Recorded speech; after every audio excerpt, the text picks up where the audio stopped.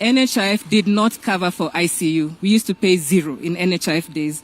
Now SHA is paying 28,000 and 31,975 Kenyans have benefited from ICU services. And Your Excellency, the newly launched Ambulance Dispatch Center, Your Excellency, from the time you launched this Ambulance Dispatch Center, we've had 506 incidences that we've been able to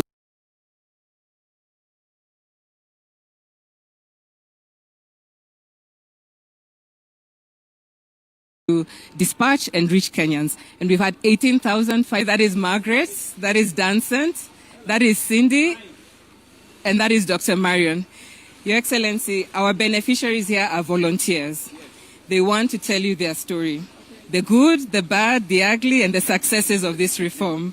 And we'll start with Margaret, and she's an oncology client, and she'll tell us how her journey has been. And she wants to have a conversation with you.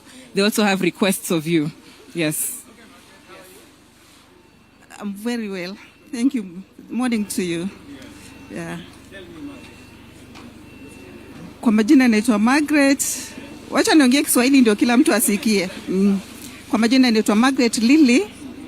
Mwaka jana nilijisikia niko na lump kwa matiti, nikashtuka. Kwa sababu nikajiambia, hizi kansa za matiti zinaanzia na lump. Nitaanzaje? I'm just a housewife. So nikakaa 6 months nikichuna majani tu, nikichemsha, nikikula tu hivi, nikiona nitapona. Then nikamuongelesha rafiki yangu mmoja anaitwa Mama DLL, akaniambia, "Mbona ujisumbue? Ushasikia kuna kitu inaitwa SHA?" Nikamwambia, hii SHA hii watu wanasema SHA ifanye kazi." Akaniambia, "Wacha kusikiza story za watu. Nitakupa 4,000, uende ofisi ya SHA, uende ujiregister, alafu tuone itakusaidia kivipi." Akanipa siku 2, akaniletea 4,000 na M-Pesa, nikaongezea 2,000, nikaenda kwa ofisi ya SHA, nikaenda nikajiregister, na kufika pale niliulizwa tu maswali ya kawaida. Uko na simu gani? Unaishi wapi? Vitu kama hivyo. I think walikuwa wanajaribu kuni evaluate wajue nitalipa ngapi. Nikasemekana naweza lipa 6,000. Nikalipa. Nilivyolipa nikauliza tu saa hiyo hii naweza kuitumia lini? Nikamwambia hata saa hiyo ukienda hospitali utaitumia. Mimi nikalala, kesho yake nikakimbia hospitali. Kufika hospitali nikaulizwa kitu ya kwanza, "Uko na SHA?" Nikamwambia niko na SHA. Wakaangalia wakasema hii SHA itafanya kazi. Nikaingizwa kwa daktari.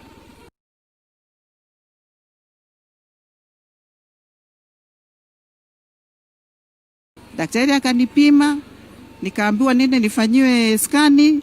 Nikasema sasa mimi sina pesa. Sasa hiyo daktari anakuongelesha, unaangalia kwa simu ni contact gani utapigia utafute pesa. Lakini kupelekwa kule scanning, SHA ililipia kila kitu. Nikashtuka kwanza. Unajua mwanzo hii ugonjwa ya kansa inakutia wasiwasi.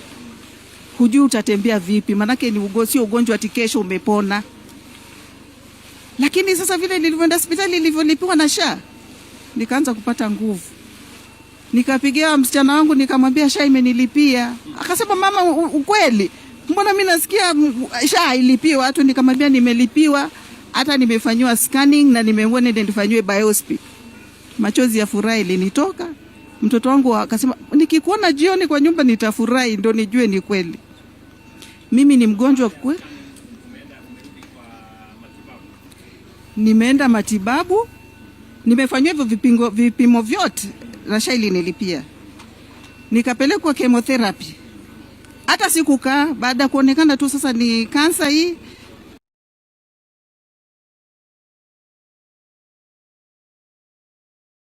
Already daktari akanipeleka kwa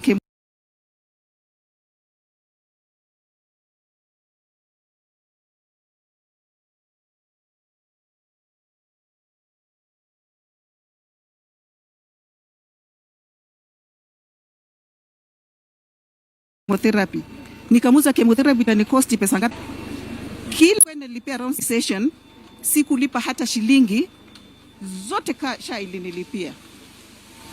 Ningeweza kweli mimi? Singeweza. Kutoka chemotherapy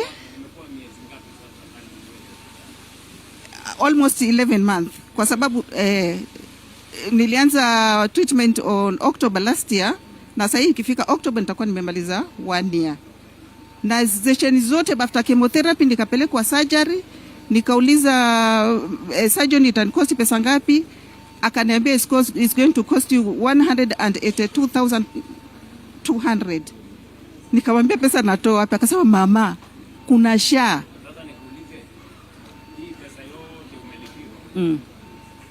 Nimelipiwa na SHA. Kwa sababu kwanza ilikuwa ni 550,000, alafu tukaja tukapewa top up ikafika 800. Ikafika 800. Yes. For 550 to 800.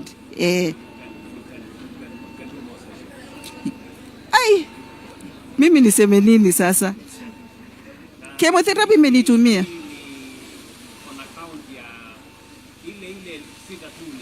Elfu sita tu. Hapana. Hiyo 6,000 tu niliolipa. Inanilipia paka leo. 8 sessions 663,000 multiply.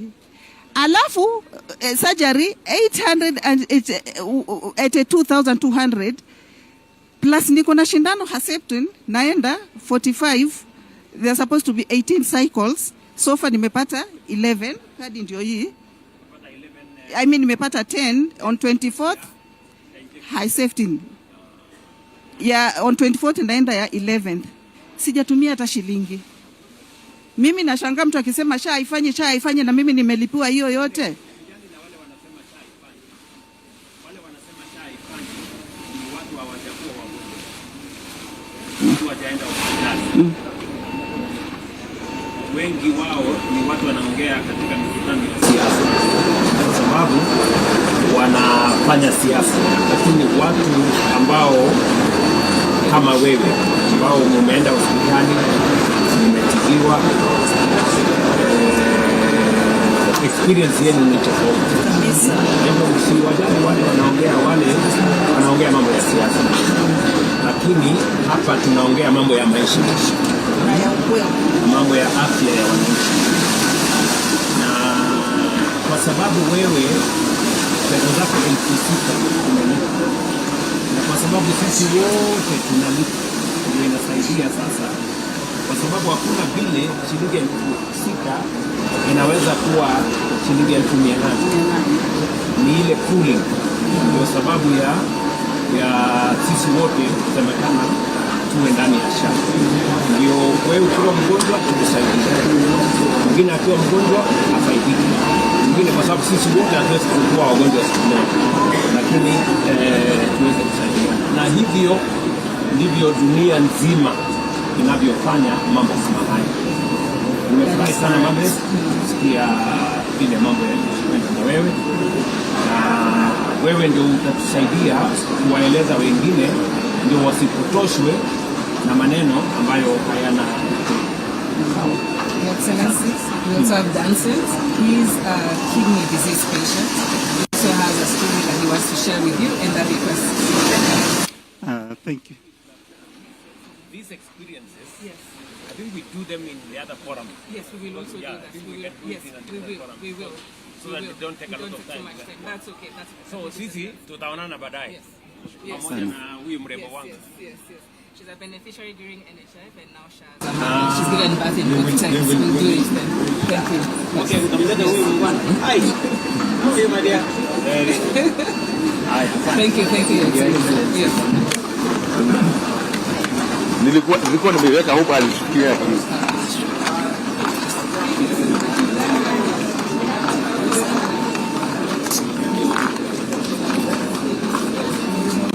Your Excellency, thank you so much, Your Excellency, President, the Deputy President, Prime Cabinet Secretary, and so here is KEMSA. KEMSA, we are saying we have to contribute to universal health coverage. Our business is to ensure commodity security, so that the Hakuna Dawa syndrome that is in the heads of Kenyans is a thing of the past. So we are very happy to report within the last 3-4 years, we have managed to move from an order fill rate of 40 to 90%, over 90%. Actually, our target, Your Excellency, as we have agreed, is to 100%. So anything in public health over 95% is very good at the moment. So the Hakuna Dawa thing should go away. How did we reach there, Your Excellency?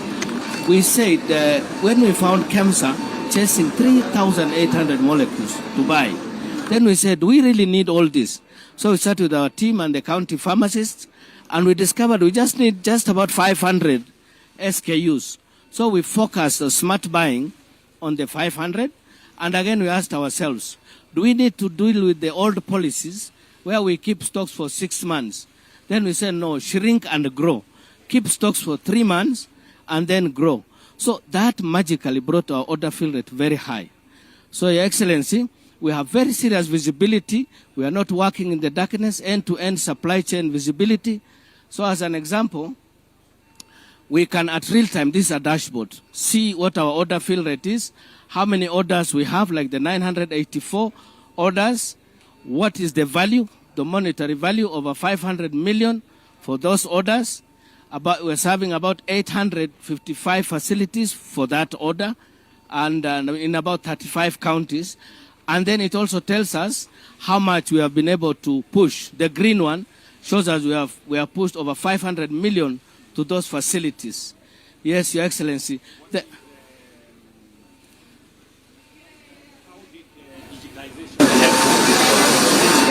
Digitization has really helped us because visibility is everything. It will help us to be traceable, to be auditable, to be visible. So actually, KEMSA, I can say, is fully paperless. Yeah, at the moment. So the next thing is now to hook into DHA so that we have one national LMIS for the country. So digitization has helped us. Dennis here is able to drill down to the exact facilities. The ones I've said 855. How have you changed the delivery model? So on one side, you have digitization helping in getting visibility and, managing dark ends, Now, how has delivery changed? To the facility or to the county stores? Your Excellency, KEMSA is the only agency that can do doorstep delivery, what we call doorstep. We don't deliver at the county or sub-county. The governors here know we deliver to the facility, to the... How did that change? What changed? Over time, we changed. For some time now, that has been the model. So we don't deposit anything at the county or sub-county. We deliver at the doorstep of the health facility. The time frame. Yes, sir. So, time around. Yeah, order turnaround time is the other thing that we measure, and we've also revolutionized that. By the time you order, and the time it takes for the medicines or products to be at your doorstep, we have changed that. We have asked ourselves, when we came, warehouse was working like a normal office, 8 to 5. We said, is this not a normal office? Can we do a shift system from 7 a.m. to 7 p.m. with the same staff? So some are reporting at 7 and leaving at 4. Some are reporting at 10 and leaving at 7. So that actually improved our efficiency, and our order turnaround time has moved from 24 days to less than 2 weeks for the rural health facilities, from 20 days for hospitals to less than 10 days for hospitals now. Thank you, sir. Thank you, sir.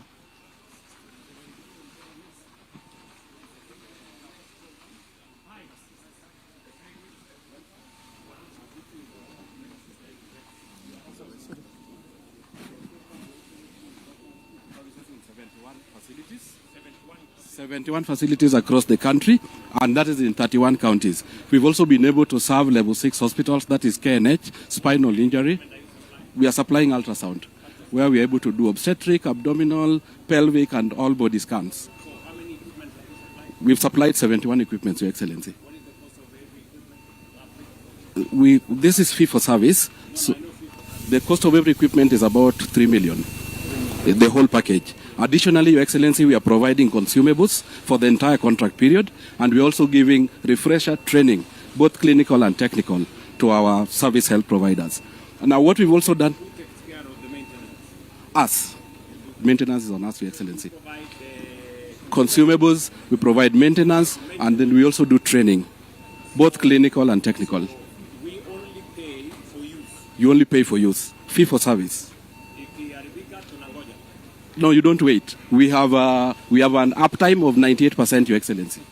So what we've also done to do that, if it is not working, we have no money. So it is in our best interest and the government's interest that it works. Additionally, Your Excellency, we've also been able to integrate this equipment through the Digital Health Authority with SHA. So now there is no fraud. If a SHA-approved patient comes here, in the work list we will get the names of the patient, a scan will be done, and a report is sent back to SHA through DHA, confirming that the equipment has offered service and the service that has been offered. Yes.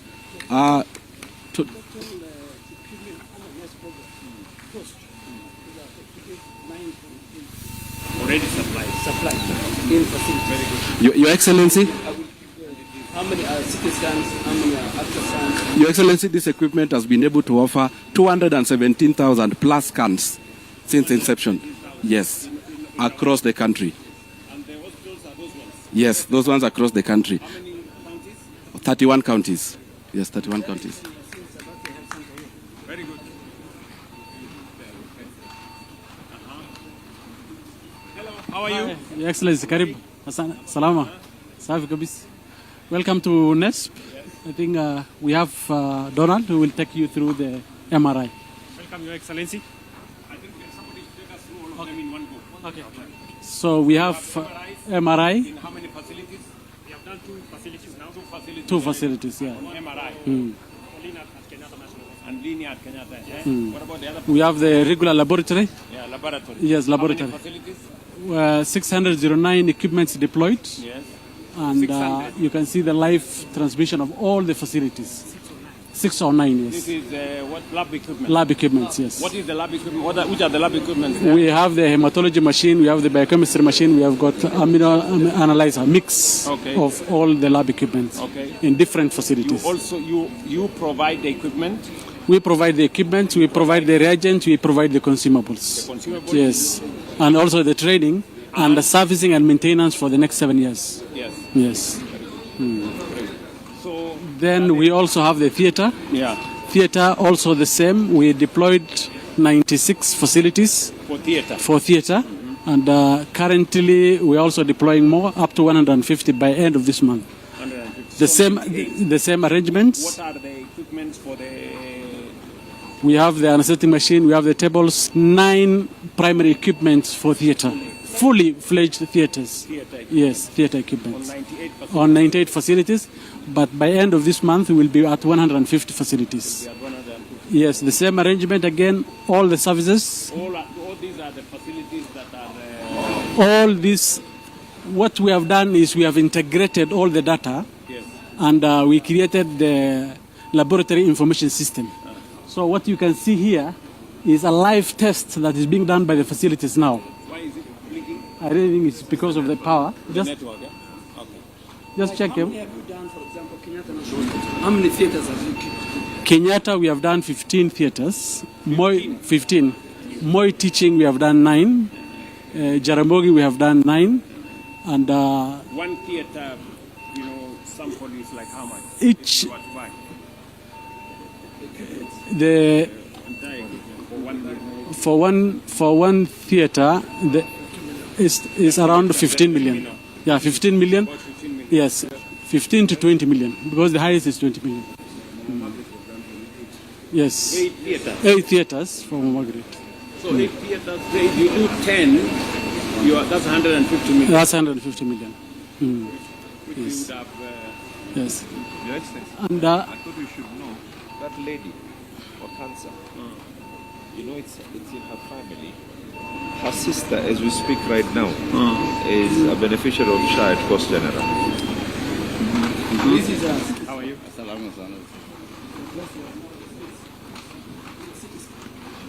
okay. 39 CT scans Yes, in different facilities. in different facilities. What is the experience? I think so far the experience we saw is most of the patients who are coming for these services to either Kenyatta have now gone back. Yes, have now gone back. So it has reduced the referrals. Because of the highway and many accidents. So if the number of referrals Kenyatta will take the right about 70%. Your Excellency, the game changer here is that it's a 128 slice. So they can do more complex procedures. Dialysis. Yes, how are you? Yes. So here we have dialysis. So in short, dialysis does the work of a failed kidney. By cleaning the fluid and waste from the blood hours at a time and a couple of times a week. So I'll jump to the numbers. So at the moment we have 24 machines installed. We've scheduled an additional 28 machines to be installed, including an installation being done this week, and we're projected to be at 100 machines by the end of the year. Additionally, we've digitized these machines that allows the Ministry of Health to view this utilization in real time, verifying the services they're paying for. Additionally, also provides analytics to help make better informed decisions. You need to up your hearing. Okay, we will. Thank you. Good morning, Your Excellency. Good morning, how are you? Thank you, sir. This is our awareness stand where you are championing, ensuring that no mother in Kenya dies while giving life and no newborn dies from an preventable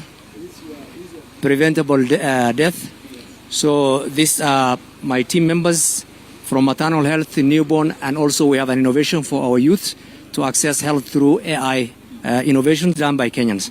So I'll allow, this is our POCUS. POCUS is a point of care ultrasound. This is very handy and it's using AI system. The last time we were taking it to how many facilities? 635. This year we will do similar numbers. 635 facilities. Yes. Across 21 Counties. This year we'll go to 26 counties.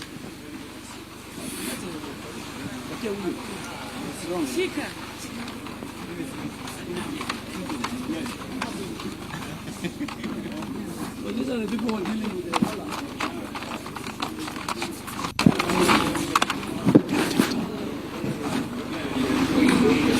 Yes.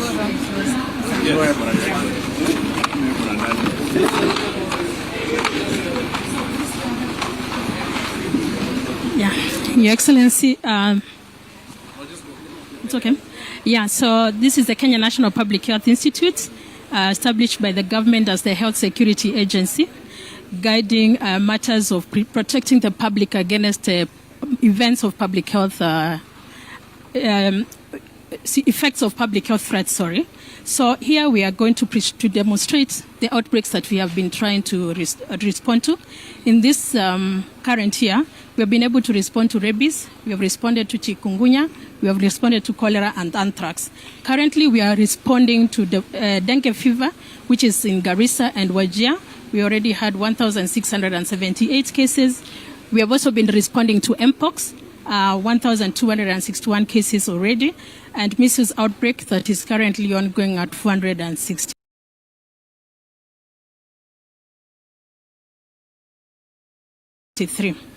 As you're aware, Your Excellency, we have Ebola outbreak in DRC, and recently Uganda and France also reported cases. Two, yes. So there were 12, but it's done now. So now, so Kenya has not reported any case, but we have already tested around 196 samples that have come to our lab. Yeah, but all of them are turned negative. Yes, people traveling, others who have come to the hospital and have symptoms of Ebola, but presented to the health facility. And in our history taking, we demonstrated that they had either traveled to Uganda or DRC. We have already screened 420,000 cases and 20,000 people at points of entry. Yeah. All right.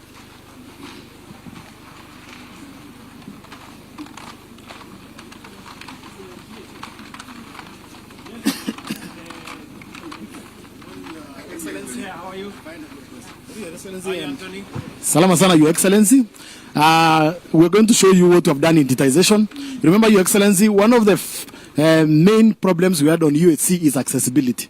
And one of the first issues that was there is our public hospitals did not have the digital systems and digital infrastructure to be able to provide services. That's why even under NHIF, they used to get a mere 34% of the money. And therefore, Your Excellency, the first thing we did is provide these tablets to all our public facilities, 6,700 of them. This tablet, Your Excellency, comes with power bank, and Your Excellency, it comes with paid-up internet of 10 years.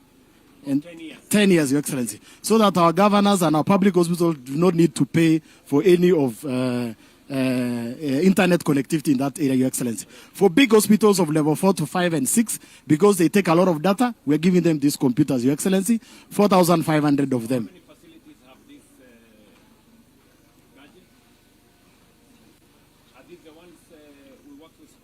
Yes. There are 6,473 out of 6,700. Few of them, others are still ongoing, Your Excellency.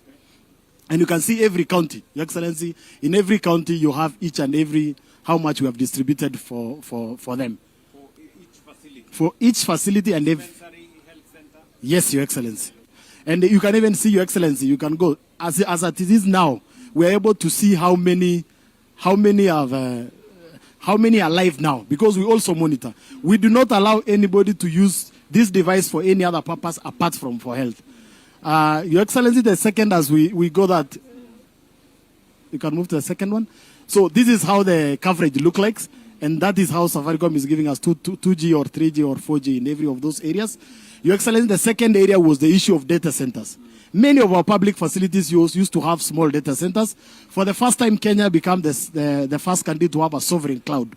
This is where we centrally store the data for all our facilities and all health.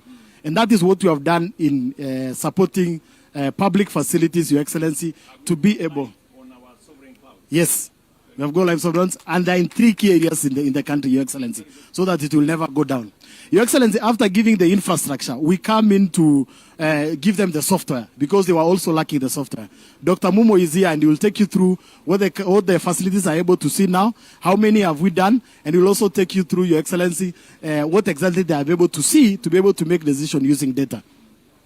Your Excellency, welcome. You promised, we delivered. And with this, Your Excellency, 95% of our facilities in Kenya are digitalized, all the way from level 2 to level 6. And you can see, for example, we have the map of Kenya here. This is how the distribution is of all the facilities. The facilities in the counties. So we have digitalized all the counties in 47 counties. Your Excellency, Kenyatta National Hospital is the first facility of its kind in Africa to be fully automated, actually paperless. Because now, even from this week, they are transmitting share claims through the electronic way. So we are proud to see, and this is real live dashboard, Your Excellency, whereby we are seeing the number of patients who are coming, who are admitted on real-time basis, Your Excellency. Your Excellency, also, we can see what is happening in real-time basis at the facilities. The governors here, they can even monitor the health workers, wherever they are, on real-time basis. Yes, Your Excellency? So you have Yes, Your Excellency, yes. And you can see the health workers where they are, Your Excellency. In terms, the names of health, I mean, like now we have this one, Hassan, who have seen 29 clients this morning. You can always monitor what is happening in a real-time basis. And Your Excellency, you can see the number of clients who are being seen in every facility on a daily basis. So we promised, you promised, and now we have delivered. You can see the number of clients who have been seen through the system. Over close to 30 million clients have been seen through this. People have been seen through our electronic systems, HMIS, Your Excellency. Yes, and we have actually insurance. And you can see in a month, Your Excellency, we are having more than 4 million clients coming, our patients, to be seen through the electronic platform. So you promised, and now you can see we have delivered as a country. Thank you. Thank you very much, Momo. Your Excellency, here. Yes. Sorry. So Your Excellency, the third area is about logistics. How do we ensure our drugs are safe? How do you ensure that you're able to track these drugs? But Dr. Wamisha will take you through, Your Excellency. So good morning, Your Excellency. This is the new kid on the block in Digital Health Agency. So the starting point when digitalizing health products and technology is to have like a Bible, a dictionary on how we identify health products across the health sector. So what we have is a product catalog, the national product catalog, and that's what you're looking at. Everyone who's prescribing, dispensing, bringing in medicines must read from this product catalog. So for example, like this medicine is particularly there. Yes. The benefit package. Exactly. So from there, we then move to health facilities need to be consuming this particular product catalog, and we are doing that through our Taifa Care Hospital Management Information System. The biggest question, Yes. What is the connection with KEMSA? Exactly. That's what I want to now take us there. So the hospital needs to order medicines from KEMSA. So it's and those medicines, it needs to first identify what is in the store. So the system has a pharmacy and stores module. So the pharmacist is able to see this is what I have in store. Then they are also able to now requisition to KEMSA through what we are calling the National Logistic Management Information System. And you can... That is housed in DHA? Yes, housed in DHA. So let me take you to the NLMIS. This is a game changer, Your Excellency. Here we are going to onboard manufacturers, distributors. We've already onboarded KEMSA. KEMSA, we can see we have 10,609 products. This is real time. We can also see the prices. Today, when a pharmacist wants to buy medicines, they have to, call somebody, ask what is happening. So on the NLMIS, we have the marketplace. This is going to be a marketplace. So once the order comes in, then the facility is then able to have a global-like experience. This has not been there. The facility in charge wonders, is the truck arriving? When are the medicines coming? But now with this, they are able to tell where their order is. All this is happening through the National Logistic Management Information System and their audit logs. The last bit that we are working on with PPB, I'm not sure what is the connection with KEMSA. KEMSA seems not to be clear. Are they sure? Yes, we've been working with them. They have onboarded, sir. I want you people to pay some attention to this. Okay. I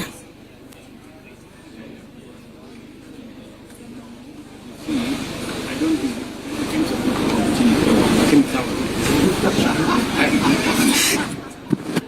Okay, the last bit that we are working on with PPB is to uniquely identify the health products. Your Excellency, I have two medicines in front of you. One has what we call the global standard, what is used to uniquely identify the product, and that is this. It's a data matrix that has got lots of numbers. Then this one doesn't have.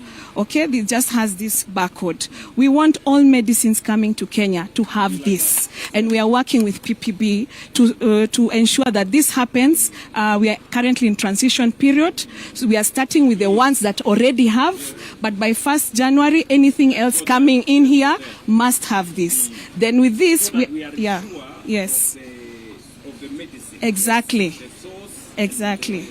The correct ones, exactly. Traceability. Exactly. And then, Your Excellency, the connection with the patient. Allow me to show you that. The last one is on Afya Yangu. Because the patient must be in the story.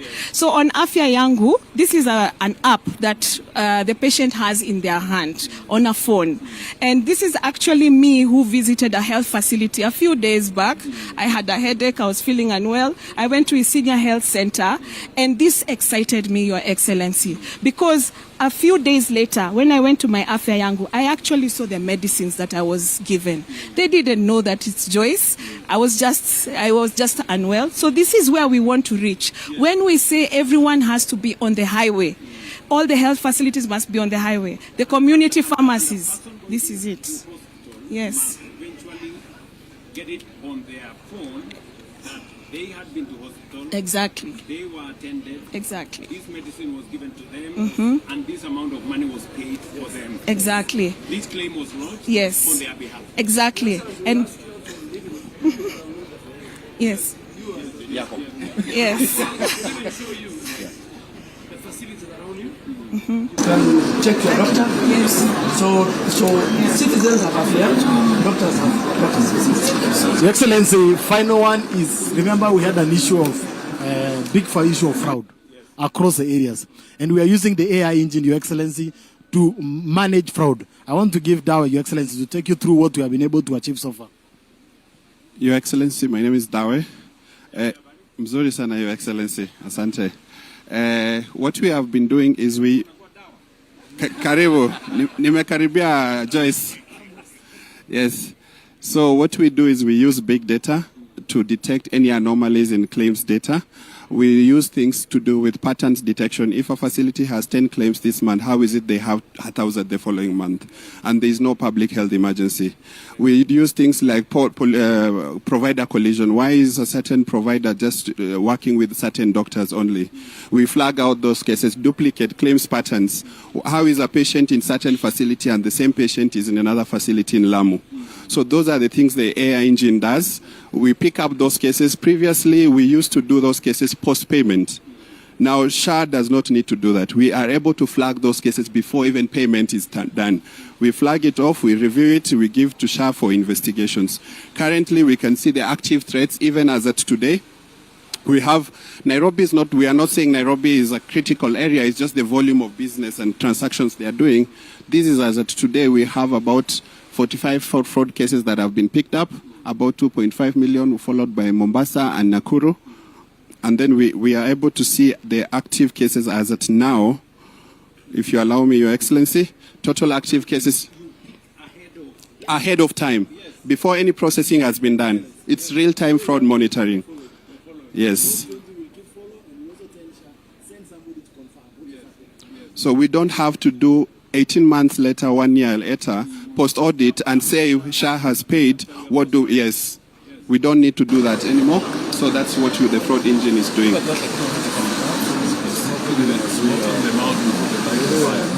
Yes, Your Excellency. The other thing, if you allow me, is we had previously patients waiting at facilities for over 48 hours for an approval. So we've built an AI technology that does our pre-auths. Any request that comes in less than 1 or 2 minutes. Instead of waiting for 48 hours, it's built on over 28 billion parameters of medical renal zoning data, contextualized for Kenyan clinical guidelines, where we are able to send any request that a procedure needs to be done. The AI is able to adjudicate, pull out all the clinical history for this patient, and actually give an approval or actually give decline. So here is a case we have. We uploaded a case for a patient. The AI is able to give a verdict. In this example, the AI has given a verdict for manual review. So saying that the necessity for this requirement does not meet that surgery. So that SHA needs to get value for its money. So this is the pre-auth AI we have done.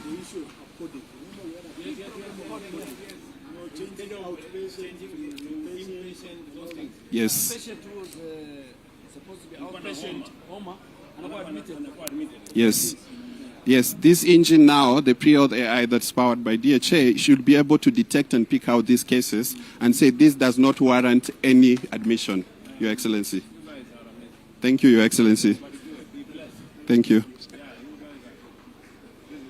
Yes, the other bit is, if you allow me, what the AI now has done, the idea is for us to be able to adjudicate these claims and reduce the manual workload we have on the doctors. So far we have reduced the manual workload by 54%, and we have been improving as at... yes, Your Excellency. Everything we have done cannot succeed without this. Yes. We can forget about it. Yes. If there is no technology behind this, you cannot. You cannot. Medicines will be stolen. Everything will just be. We have 1,860 staff. that came down to 820 of China. That means the rest of those other 1,000, the work is done by the community. Yes, Your Excellency, I want to echo what the CS's remarks, because we have much volume of claims and actions that we need to do than NHIF, but we have lesser capacity. So this is being enabled by the AI, by technology. Actually, as at August now, we have reduced the manual workload by up to 82%. That needs usually a human to sit at a desk, yes, by 82%, yes, where you usually have someone sit at a desk and approve a claims. Yes, we are only doing 20%.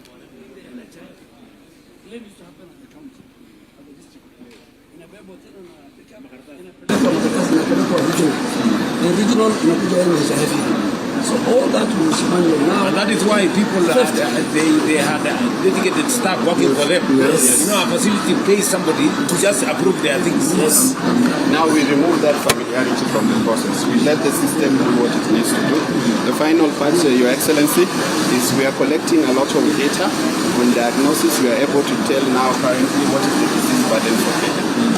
With the data we are collecting, and for interest, I will just take you to description what Dr. Joyce has mentioned. Currently, there is a lot of work. Yes. Yes, Your Excellency.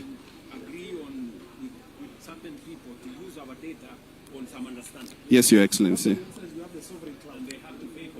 Yes.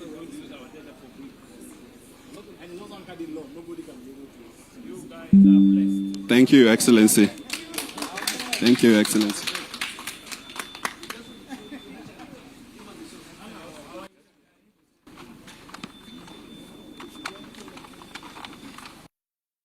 Journey and transformation of Kenya Medical Training College. Your Excellency, Kenya Medical from 72 campuses to 92 campuses and 6 satellite campuses in the last 4 years. Your Excellency, we are in 45 of our 47 counties in the Republic of Kenya. Your Excellency, we've increased the number of curricula in KMTC by 28.6%, from 98 curricula to 126 curricula, to address the emerging issues in the health sector. Your Excellency, in 2024, you supported us to employ 620 employees. Majority of them are lecturers. Your Excellency, the student admission has risen by 37.2%, from 24,000 to 33,000, Your Excellency. Your Excellency, the student population has increased by 65%, from 54,332 to 89,586. Most of them, yes.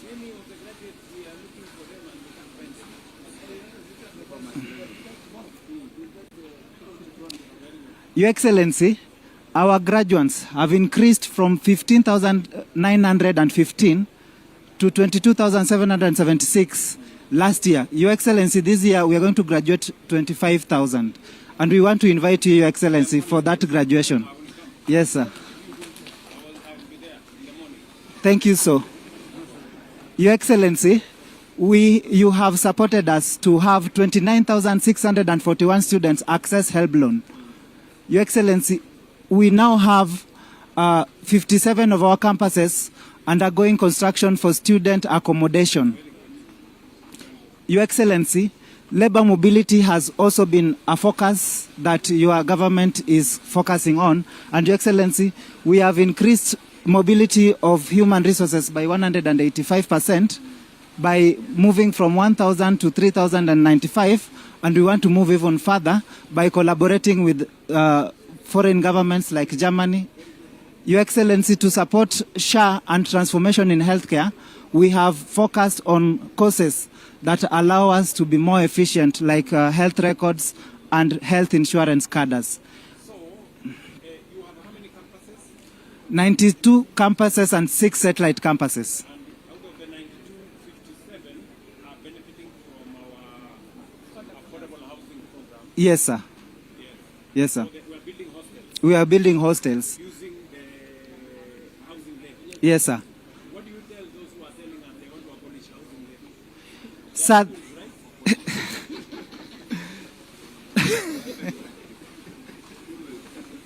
Your Excellency, this is one of the best transformation for us because initially our students used to have challenges getting accommodation. You can imagine a student leaving Mombasa to get admission in Mumias and without pre-arranged accommodation and without hostels.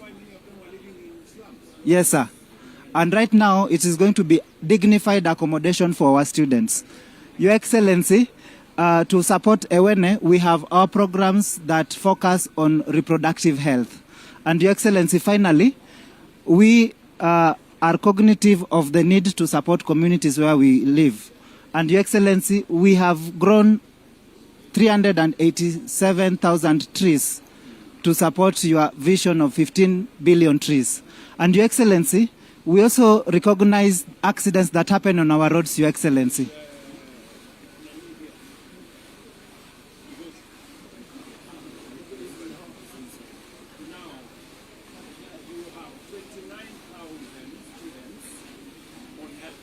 These ones have been supported by the program up to now. But now, Your Excellency, you have given us 392 million currently to support. What we need is 1.2 billion, but this is able to support us, sir.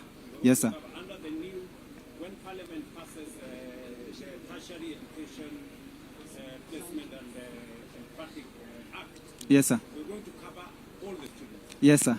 Thank you so much. That has been the major question for our students. And finally, Your Excellency, we have trained 11,200 border borders on emergency response to support during accidents on our highways. We have also agreed that we provide you some funding to hire more staff. Yes, sir.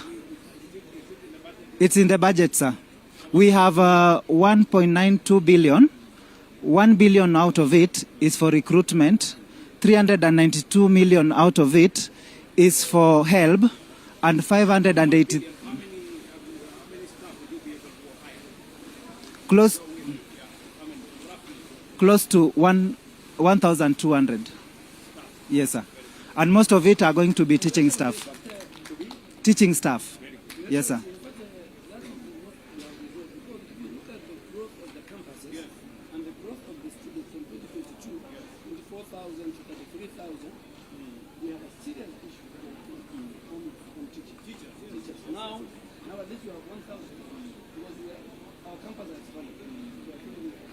Your Excellency, thank you so much.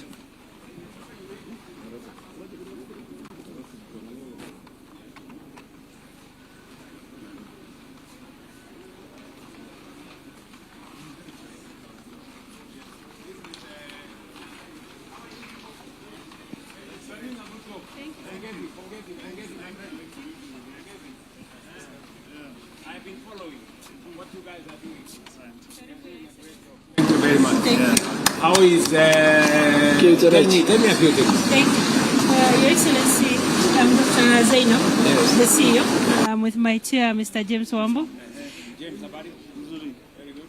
We have our facility 650 bed capacity. As you know, we opened our doors in 2019 during COVID. Yes. When we transitioned from COVID, we started with cancer care as our premium service. And okay, and we have so far seen over 127 treated patients too, not from inception. Yes, I also want to focus on open heart surgeries. Your Excellency, we do at least one open heart surgery every week, and sometimes two. So we have done 259. We have the largest critical care capacity with 69 beds, which are almost always full. Yes, so we provide surgical services, maternal and child health. We've started, we have a fully fledged renal services, but we've started transplant also. Your Excellency, our accident and emergency is a very busy center. And this is where we operationalize ECCIF for Kenyans who come in for emergencies.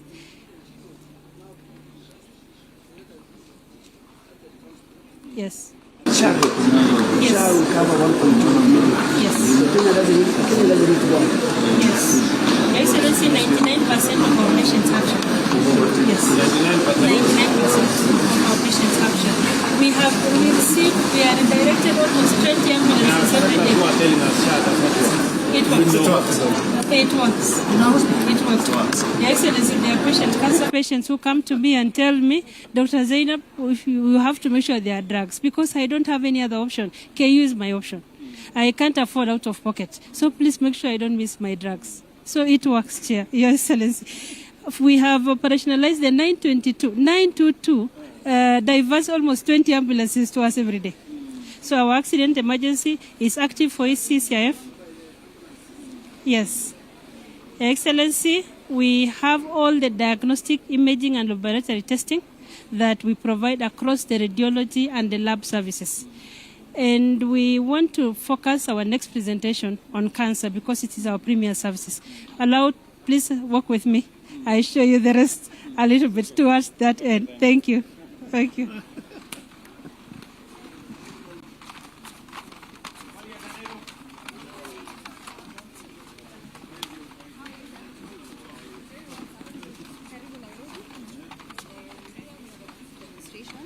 Of how we've integrated our services. Hi, how are you? Very good. Here we have a brief demonstration of how we've integrated our services from the facility to the community as well. And so in the community, of course, we have our CHPs who go around. But even at the facility, if you come, you will have a community desk that registers you if you don't have SHA. And then, of course, you will be referred. This is Riruta. Yeah. And then, of course, you will be referred to the facility. And this is one live one from Makadara. You can see the number of patients who we've seen today. How many patients?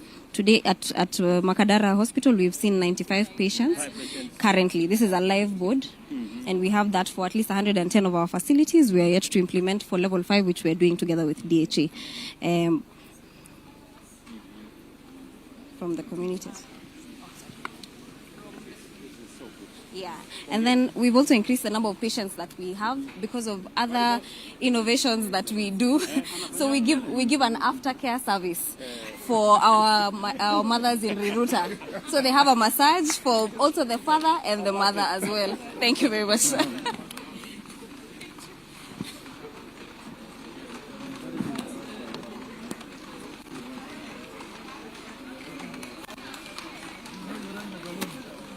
They get massage in hospital. Very good. Yeah. Just wanted to demonstrate to you how things have improved in terms of critical care, so that the patients have quality and safe medicine. This is available with our surveillance team. It's in the vehicles and they go around. They go to a chemist, immediately they check and it gives it within 2 minutes, the results are available. So we make a decision whether to withdraw the product from the market or not. Yes. Yes, sir. Okay, very good. Yes, sir. Yes, sir. The other good thing they've done is that on ML3, the last team are coming next week, September. Yes. So by October, Kenya is going to attain ML3. Yes, they have done very good reforms. They have also completely rejected this power importation, which was bringing a lot of counterfeits. So they're not giving license anymore. Very good. Yes. Then your effort as the chairman of the African Union for manufacturing, a new state of factories are setting. They're in different stages, and I believe after that our import will come down by 30%. Yes, sir.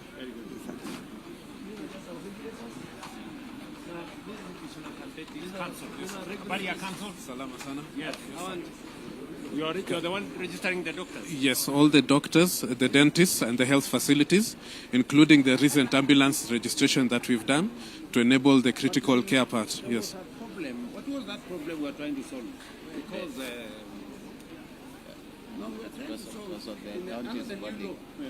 Under the patient quality and patient safety act, correct. The facility will be shifted to other authorities. Correct. They Yes, only sir. deal with the professionals. Professionals. Yes, sir. Because you see, when you have an incestuous relationship there that does not that undermines. Yes. We agree, right? Yes, we agree. And, Yes. and the bill is in the Senate. Yes. We are just pushing that to Senate. We are Yes. going to lose that facility. No, but it's okay. No, we understand. It's in the interest of the public. Yes, yes. All right. Now our new MTRH. Yeah. At Yeah. Kiplombe. Kiplombe. Can you Yes, sir. explain? Karibu, Your Excellency. So this is a new MTRH Kiplombe. As you can see, just behind there, this is where we are. This is where the structures are. Accelerate. We actually, we're working now, moving to 24 hours. So this is the Medical Technology Center where we have the OPD, the theaters, the inpatient for those short stay, and then those are the inpatient blocks, the three of them on this side. And these are the ancillary support services all across the facility. Just outside there, we're going to have a collaboration with energy so that we have a substation for power. And then we're going to have just on the side here, a farewell home and also a chapel for those patients who are going, living, visiting. I'm very unhappy at the base. Yeah, we will. Yeah, we will force him. It's going to be 2,000 beds.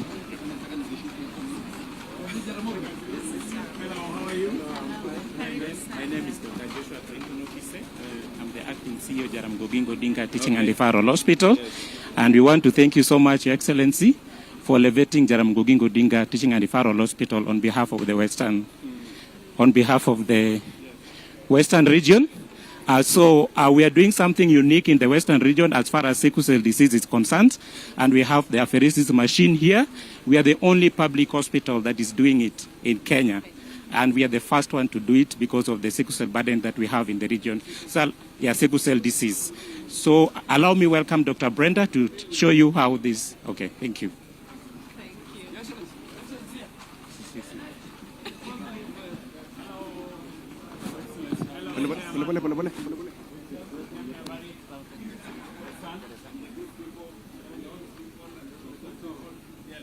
Welcome, Your Excellency. Your Excellency, we are talking about 125 years of Kenyatta National Hospital. We started in 1901 with 40 beds. 40 beds. From there, we were renamed King George in 1952. Then we moved to, during independence, we were renamed after the founding father of this nation. It's Kenyatta National Hospital. Then we started training for midwives. Today we are doing specialized training for nurses. We also moved the university up to where we are. We want to appreciate you for the signing of the legal notice for the first time for Kenyatta National Hospital since 1987. And then we have moved. We came here. We had His Excellency, the Majesty El Selassie, coming here in 1964 at Kenyatta National Hospital. So now Kenyatta is established under what? It's established under legal notice, yes, Your Excellency. Yes. Yes, we have your instructions to make it a bill, Your Excellency and the Deputy President. Now, these are the nurses of 19...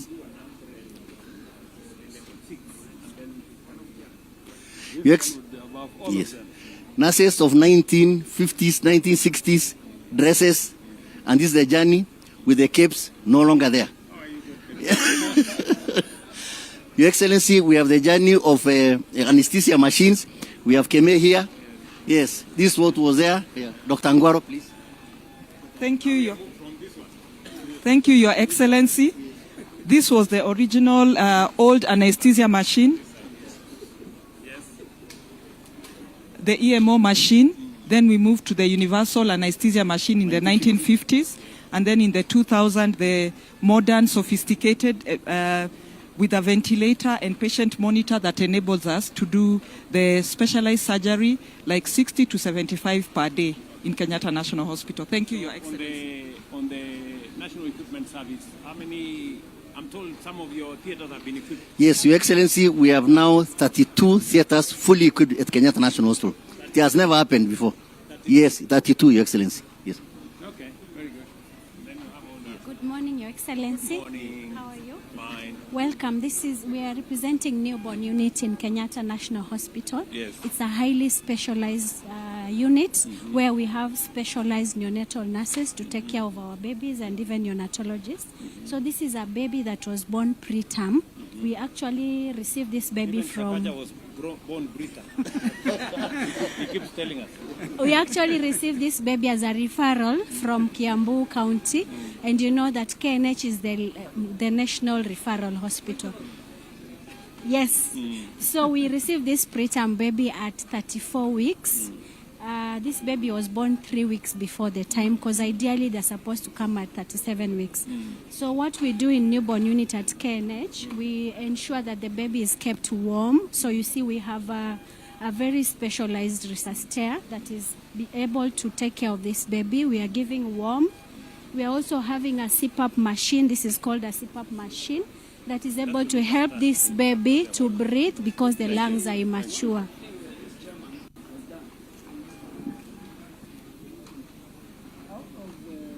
The ward, they raised from the private sector about 400 million, Your Excellency.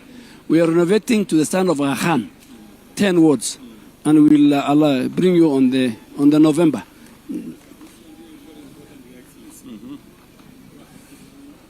So good morning. I'm quite good, and you? My name is Michael Mwambi. I'm a clinical engineer at Kenyatta National Hospital. Your Excellency, I am Melissa Aloch, a clinical engineer at the Kenyatta National Hospital. And Your Excellency, I'm Dr. Margaret Mwasha, a consultant prosthodontist at the Kenyatta National Hospital. We mean that we are engineers with now a medical bent, meaning that we started with basic engineering as undergraduate level. No, we had to go abroad for training. Yes. Your Excellency, we are advancing surgical care and prosthodontic rehabilitation, leveraging AI, digital health, and advanced medical technologies such as this 3D printer that you can see here to offer world-class medical services to our patients, not only transforming their lives, but giving them a hope where there was none. So, Kenyatta National Hospital is the first and only hospital in sub-Saharan Africa to have an embedded 3D printing point of care system, where when we work, we combine the engineering principles with clinical workflows to improve and optimize patient outcomes and patient care. Yes, thank you. Yes. Thank you.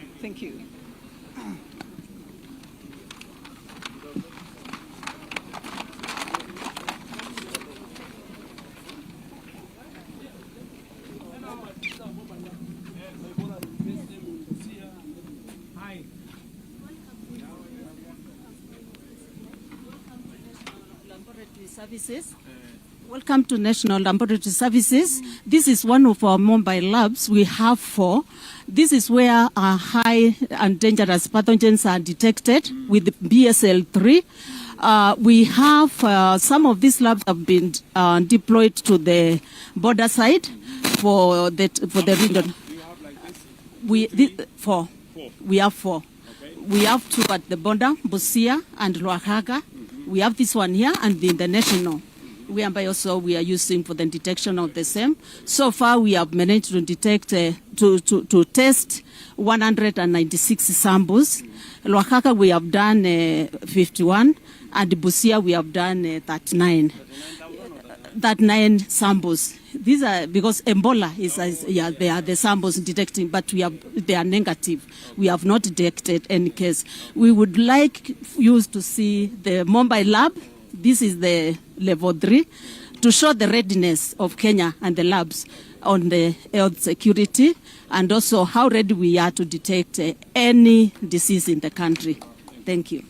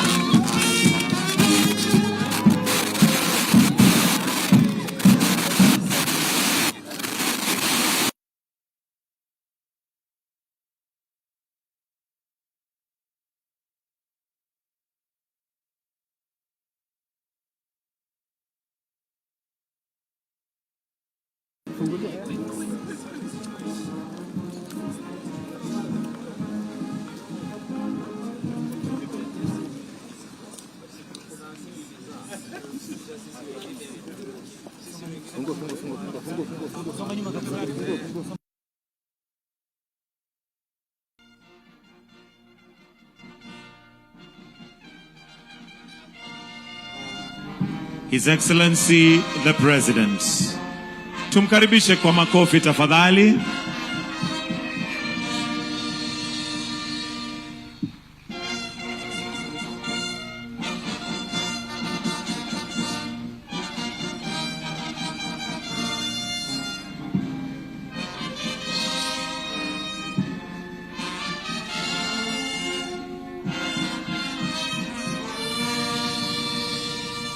While we remain standing, we'll start with the two anthems, starting with the Kenyan national anthem, followed by the East African anthem. The anthems.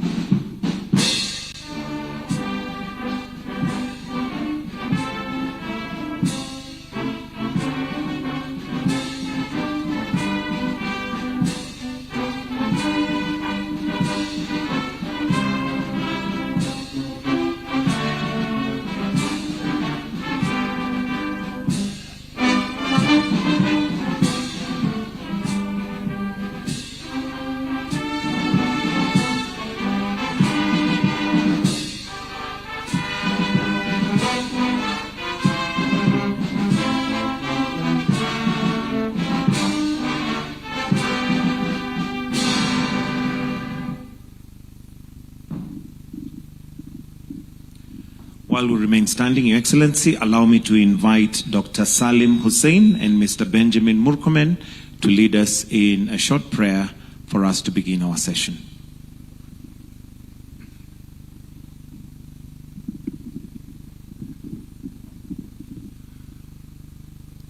Tuombe. Bismillahirrahmanirrahim. Alhamdulillahi Rabbil Alamin. Ar-Rahmanir-Rahim. Maliki Yawmiddin.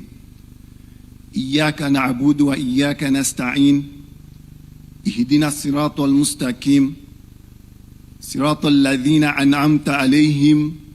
Ghayril maghdubi alayhim waladdallin. Amin. Ewe Mwenyezi Mungu, mlinde rais wetu, mbariki, uongoze viongozi wetu ili tupate baraka na fanaka. Ewe Mwenyezi Mungu, uliongoze taifa hili, ulipe taifa ambalo litakuwa na afya, lisilo na majanga wala balaa.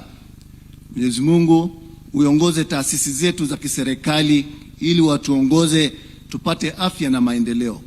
Tunakuomba uweze kubariki huu mkutano wetu wa kilele wa afya ili watu wetu waweze kupata afya na watu wote ambao wako nchini Kenya wapate afya. Tunaomba yote katika jina lako ewe Mwenyezi Mungu. Amen.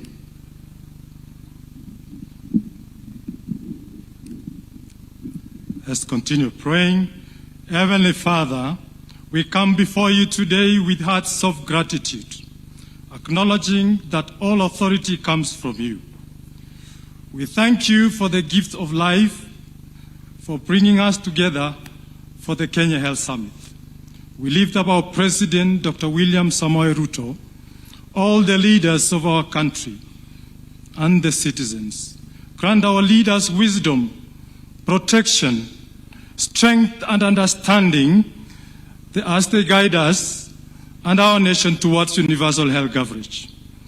Oh Lord, guide us, guide our discussions and decisions with wisdom, unity and compassion.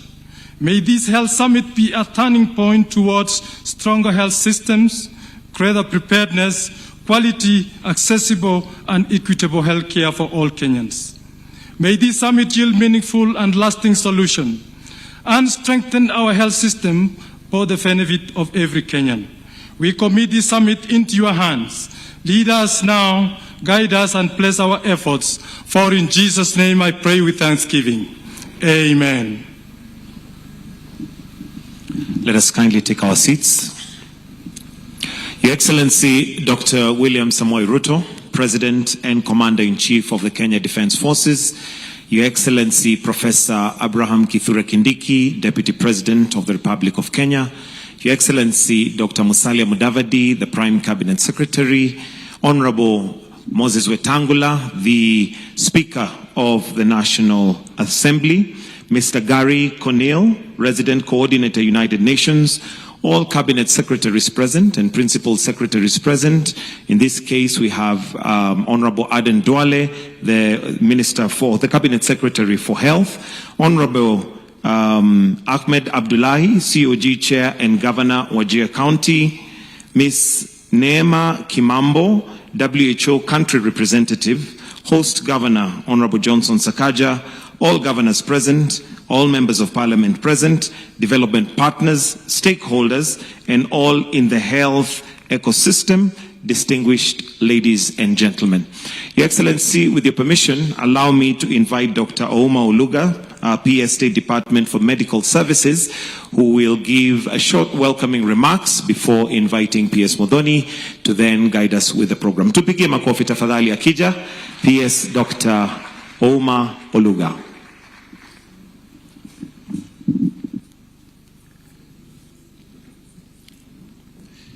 Your Excellency, the President of the Republic of Kenya, Dr. William Samoei Ruto, Your Excellency, the Deputy President, Professor Kithure Kindiki, Your Excellency, the Prime Cabinet Secretary, Honorable Musalia Mudavadi, Honorable Cabinet Secretary led by Cabinet Secretary for Health and all Cabinet Secretaries, allow me to ride on the protocols established by the State Function Secretary.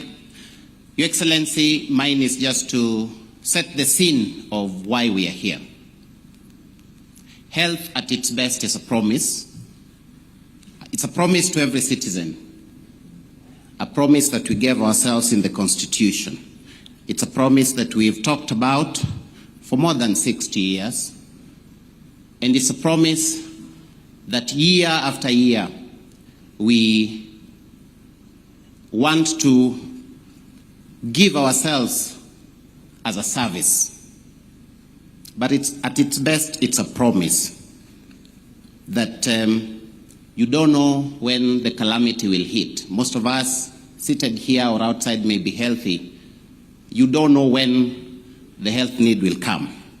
Under the leadership of Your Excellency, the President, you have established reforms to turn that promise into a service, and to turn that service to be offered in a manner that does not ruin families financially, and in a manner that does not facilitate families or loved ones to die from causes that we can prevent. Your Excellency, that is the reason why you have directed that we come together as a nation so that we can unveil those reforms that you have established, from the policies to the legislative framework, to the implementation agencies, and to the deliveries.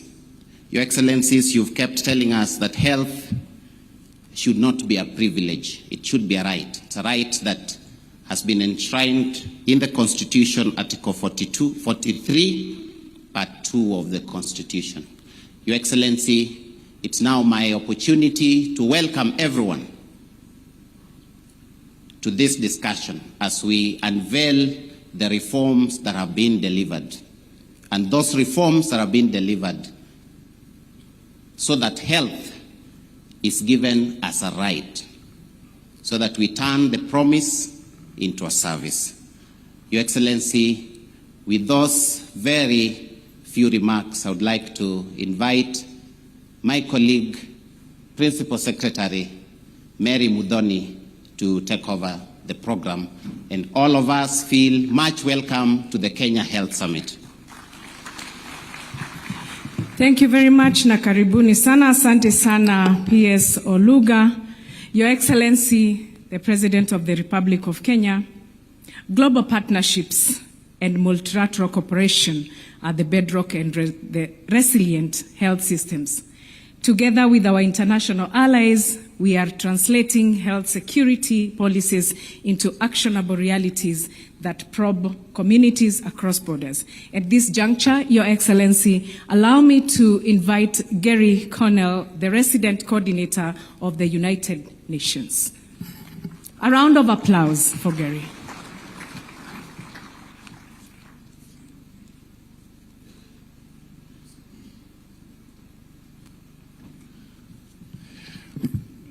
Your Excellency, Dr.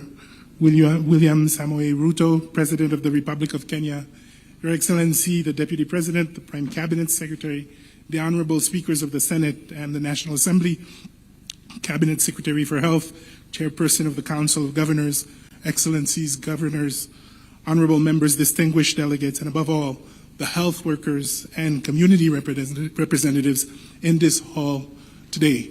Good morning, and what an inspiring morning it has been already.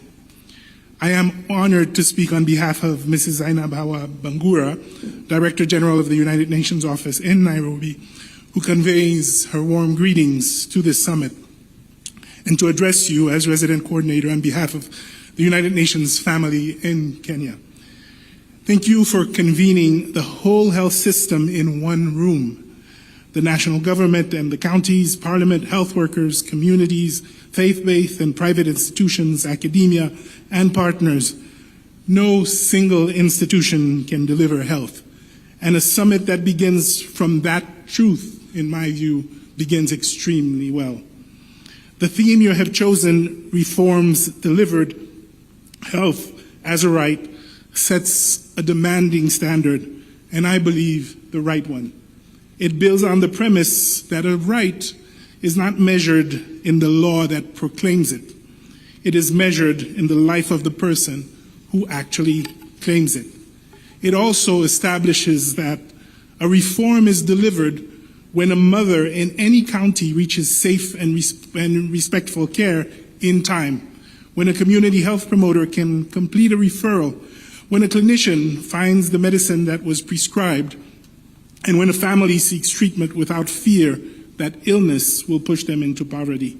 As we have already seen this morning, Kenya has built a serious foundation on that standards.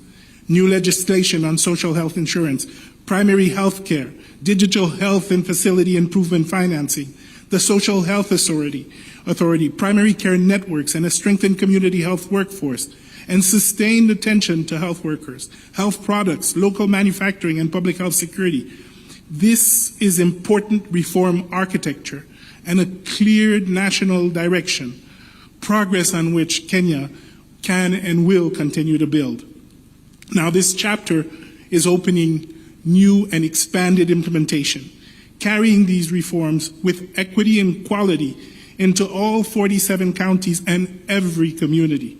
That will ask, in my view, four things to move together: financing that reaches the point of care and protects households, a workforce that is supported and fairly distributed, reliable essential medicines and technologies, and data that tells leaders who is being left behind. And this morning, again, we saw incredible, innovative work around that.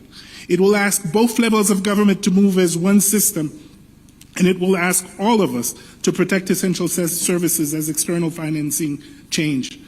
The community health promoter kits to be launched this morning carry that ambition in the doorstep of the household, where a right begins to be felt.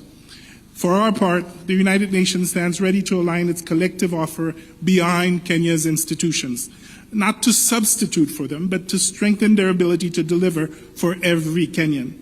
Evidence and standards, technical expertise, support to national and county systems, to primary health care and health security, and to financing analyses through this transition.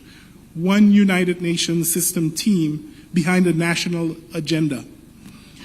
We warmly welcome the summit communique and the joint UHC acceleration plan to be adopted here.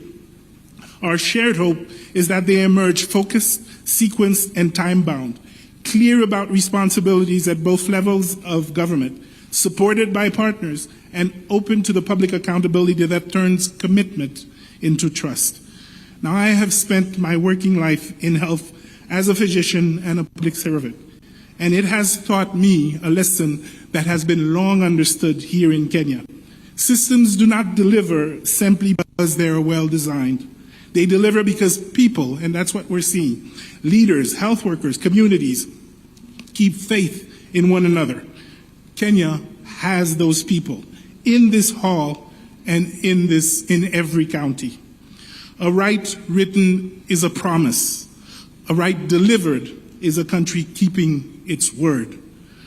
Mkutano huu na usiahidi Kenya kutimiza ahadi yake kwa kila Mkenya. Asanteni sana. Thank you. Thank you very much. Your Excellency, the battle of universal health coverage is won at the grassroots. And strong intergovernmental coordination ensures that our nation health strategies translate into tangible and life-saving primary healthcare services. At this juncture, Excellency Governor Sakaja, utukaribishe, and then you invite the chair of the council.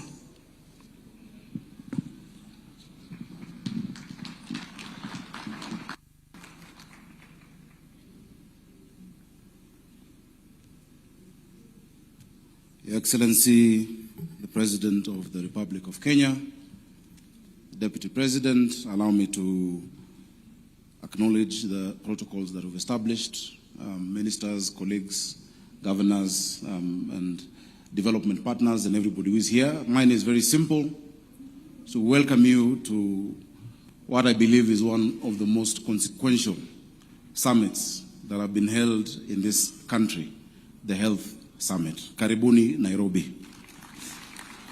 Your Excellency, we have seen a true transformation in the health sector, and I can say it with authority as a governor, in many aspects. Over the next 2 days, we'll have opportunities to go into the details of this transformation from our primary care networks, where we have, CHPs.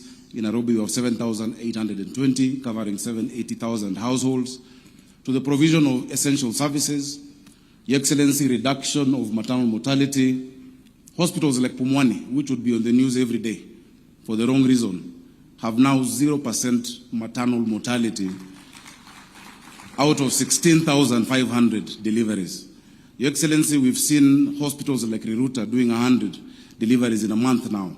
New maternity services in Kayole 2, in Mathare North, across the city. The story of the health transformation is something to talk about. We have facilities that would get 100,000 shillings in 2 years. In a year, getting 4 million shillings a month, allowing them to invest in healthcare and to invest in serving our people. Your Excellency, allow me to conclude by saying, because we'll get into all these details, today it was really just to welcome us all. Our Constitution has been hailed as being one of the most progressive on the continent. It has mainly been hailed as being progressive because of the kind of rights. The first generation rights, Your Excellency, are civil liberties, where government is asked to step back to allow people to have the right to do a number of things. But the second generation rights are what we call positive obligations. Positive obligations require government to actually do something. When people talk about constitutionalism in this country, constitutionalism is not just about maandamano or making noise. Constitutionalism is about fulfilling the Constitution. The right to health would not fulfill itself. It has to be designed. It has to be planned. It has to be thought out. There has to be legislation. The right to housing will not deliver itself. It has to be planned for. And Your Excellency, I can say, and I dare say, if there has been a leader who has fulfilled the Constitution of the Republic of Kenya, it is William Samoei Ruto, by these actions that you've taken. So people should not romanticize and preach on pulpits about Katiba. This is what Katiba is. Giving that right to every Kenyan, that health is no longer a privilege for the few. It is not a privilege for those who have money. That just because one person gets unwell, families have to sell their livestock, to sell their investments. What you're doing, Your Excellency, I believe this will be one of your most enduring legacies, the transformation of healthcare in our country. And I think our President deserves applause for what he's been able to do. Your Excellency, we are proud in Nairobi, in SHA. Mheshimiwa Moses Kuria was giving me an analogy because of the numbers we have. The most tech-savvy country in the world is Estonia, where we go to benchmark. The people registered in Nairobi and SHA are 2 times the population of the whole of Estonia. More than 3 million people registered and more than 1 million actively paying every month. And through the DHA dashboard, I can see who is self-employed, who is employed, and how they are doing. So we really thank you and want to really congratulate Mheshimiwa Duale. You have really led the way in healthcare. Your PSs, Oluga, who we are very proud of as Nairobi, and PS Mary Muthoni. Allow me to also salute the thousands of community health promoters across the country who are bringing healthcare to the people. Before, we used to tell the people to go to hospital. These days with the CHPs, the hospital is going to the people. And that has reduced greatly the cost of health service delivery in this country. I'm sure that investment can be quantified by our minister and by the team here. Your Excellency, allow me at this juncture to invite the chairman of the Council of Governors to also come make his remarks and introduce the governors, the many governors who are here. Your Excellency, we have members of parliament, we have senators I can see, we have members of the National Assembly. I hope at some point they'll also get full recognition and introduction by the minister as he comes. Tupigie chairman wetu makofi tafadhali.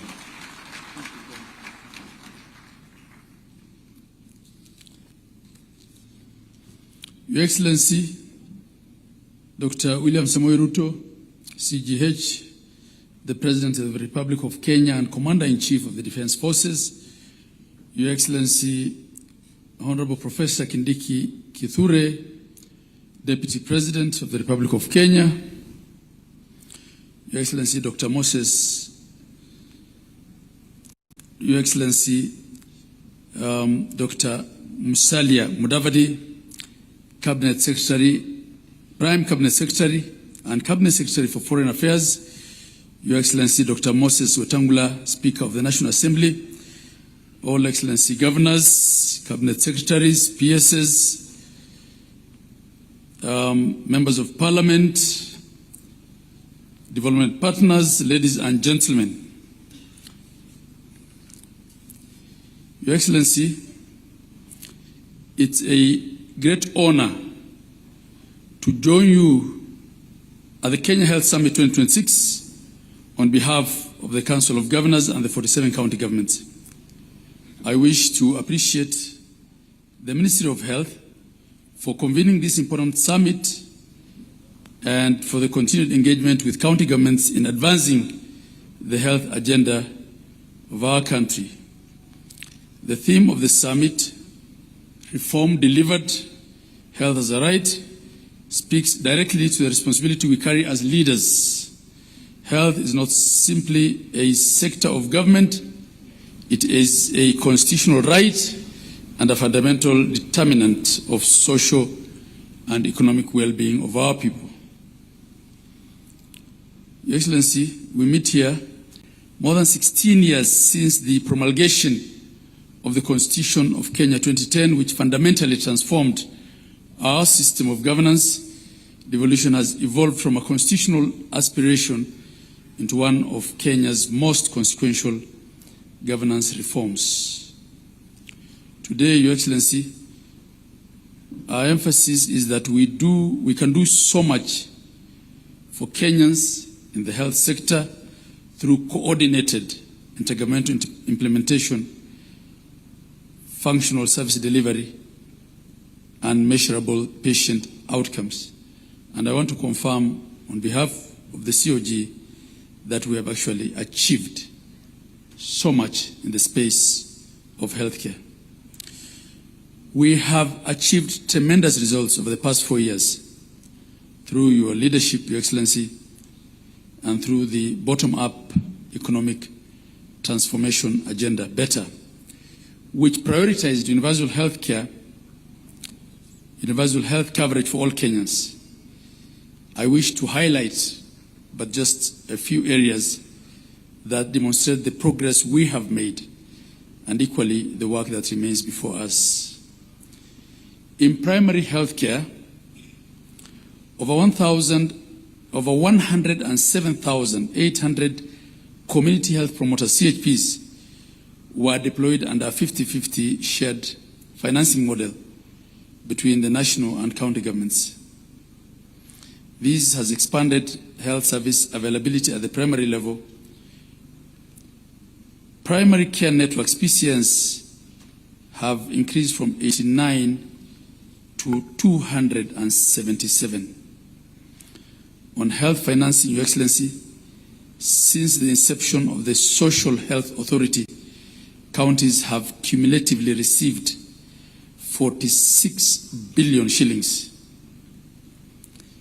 out of which 31.4 billion has been paid to hospitals through the Social Health Insurance Fund, SHIF, and 14.2 billion has been reimbursed to primary health care facilities.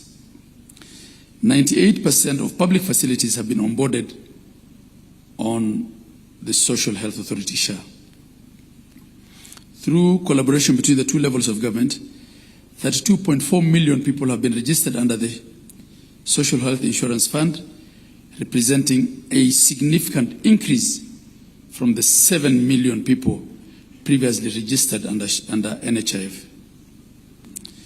Counties have also strengthened emergency response with 304 of our ambulances out of the 506 that we run currently already integrated into the National Ambulance Dispatch System, improving referral linkages and timely response to patients requiring urgent and specialized care.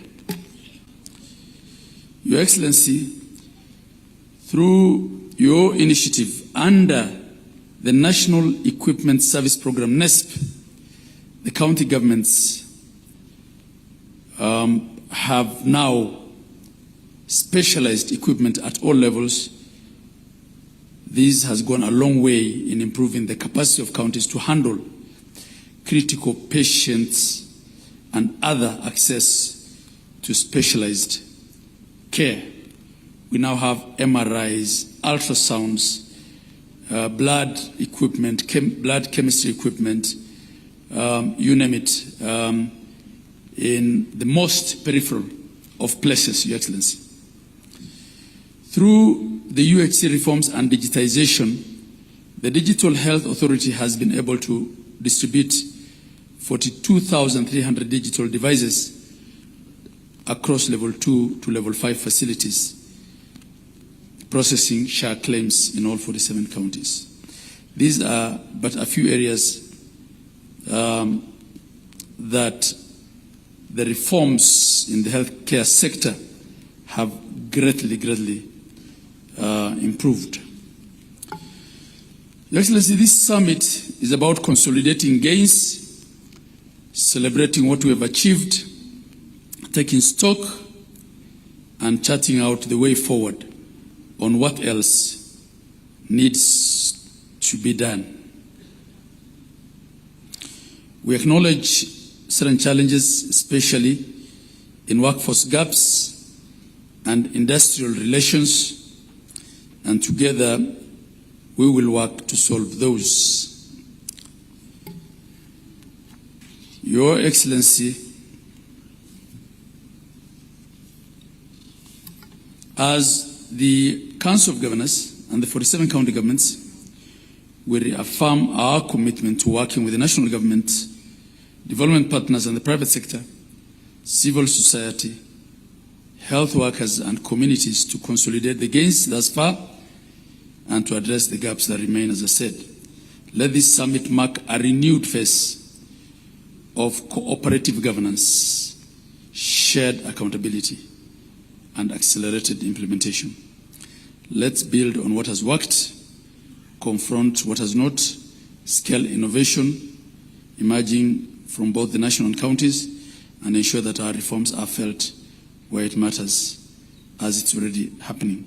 Together, let's deliver a resilient, equitable, responsive, people-centered health system where quality healthcare is not a privilege but a right for every Kenyan in every county and at every level of care. Your Excellency, I want to conclude by observing that I have had politicians out there saying that the first thing they will do if they get into office is to scrap SHA.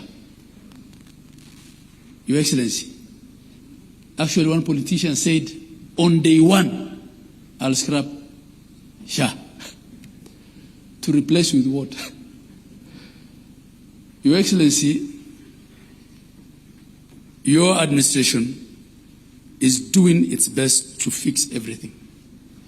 I think what we have failed to fix as a country is the toxicity of our politics. I want to confirm that hospitals in the most peripheral of places today receive funding directly from SHA. And in many cases, and I've said this before, the challenge we have as governors is to control what they do with that money so that they're not using it to just do more pavements and more innovations, but use it to things that can actually help patient care. This would not have been achievable without SHA, Your Excellency, and without all the policy changes. Your administration has thought through everything from financing to policies to digitization, and as a council, we appreciate the partnership that we have. Your Excellency, let me just take a minute to introduce the governors who are here. Excellency Governors, you may just stand where you are. I hope I can see you.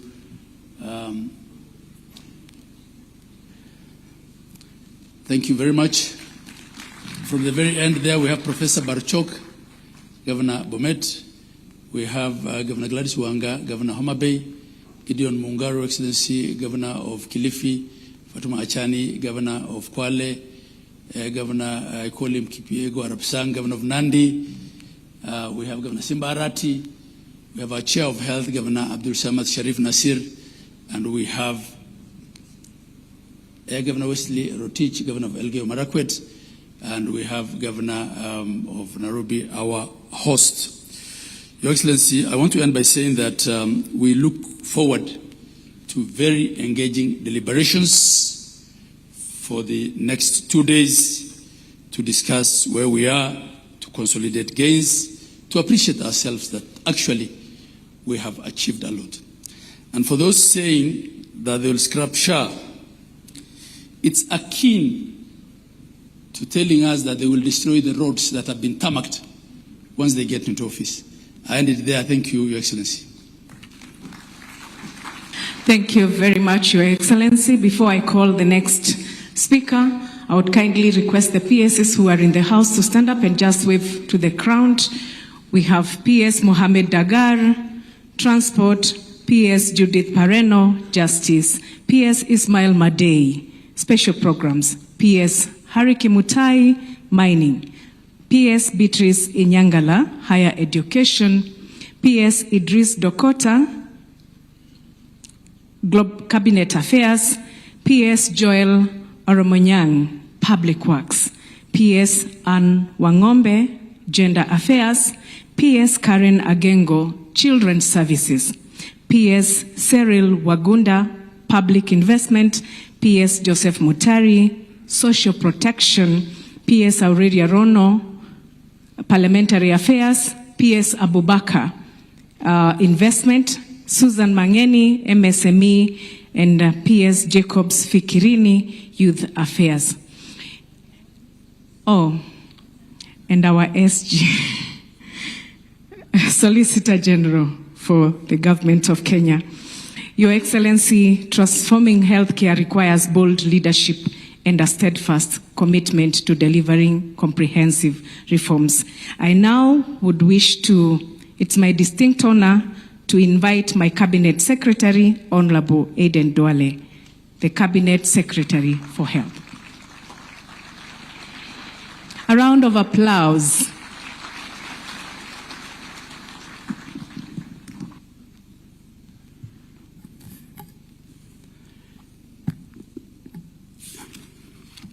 Your Excellency, the President of the Republic of Kenya and the Commander-in-Chief of the Defense Forces, Your Excellency, the Deputy President, Professor Kicc, Your Excellency, the Speaker of the National Assembly and the Head of the Legislature, Speaker Moses Wetangula, Your Excellency, our Prime Cabinet Secretary, Honorable Musalia Mudavadi, Your Excellency, the Chair of the Council of Governors, Governor Abdullahi, Your Excellencies, Governors present, Cabinet colleagues, Your Excellency, the Cabinet Secretary for Housing, my sister Alice Ohome is here, the Cabinet Secretary for Tourism, Rebecca Miano, the Cabinet Secretary for Gender, the Cabinet Secretary for Environment, the Attorney General, my brother, the Cabinet Secretary for Sports, the Cabinet Secretary for Energy, the Cabinet Secretary for Education, the Cabinet Secretary for Water and Irrigation, and the Cabinet Secretary for Labor. Your Excellency, allow me also to recognize the chairs of our Parliamentary Health Committee, the Senator Mandago, the chair of the Health Committee from the Senate, and the entire leadership, Dr. Nyikal, the chair of the National Assembly Health Committee. Your Excellency, allow me also to recognize the entire leadership of the Ministry of Health at the national level. Allow me also to recognize the entire leadership from the CECs of our entire 47 counties who are present here, civil society representatives, NGOs in the health sector, our development partners in the health sector, our diplomatic representatives who are here, a number of diplomats are here. Your Excellency, the heads of health agencies, health workers, citizens who are here this morning, allow me to welcome you and every delegate to the Kenya Health Summit 2026. This is the largest gathering, Your Excellency, of Kenya's health sector ever convened in this republic, and it is fitting that it takes place under the theme that is a statement of fact rather than a wish. Reform delivered, health as a right. Your Excellency, in August of 2022, the people of Kenya were offered a choice. They were not offered slogans. They were offered a plan, written down, published, in which universal health coverage stood as one of the 5 pillars of our national transformation. Kenyans read that plan and they give it their mandate by electing you as their 5th president. 4 years later, we have come to this hall to do something that is rare in the politics of our country and in our region. We have come to place that plan side by side with a record and to invite the whole country to compare the two. And I want to say something about why this was possible, because it is not a technical story we want to say. It's also a political one.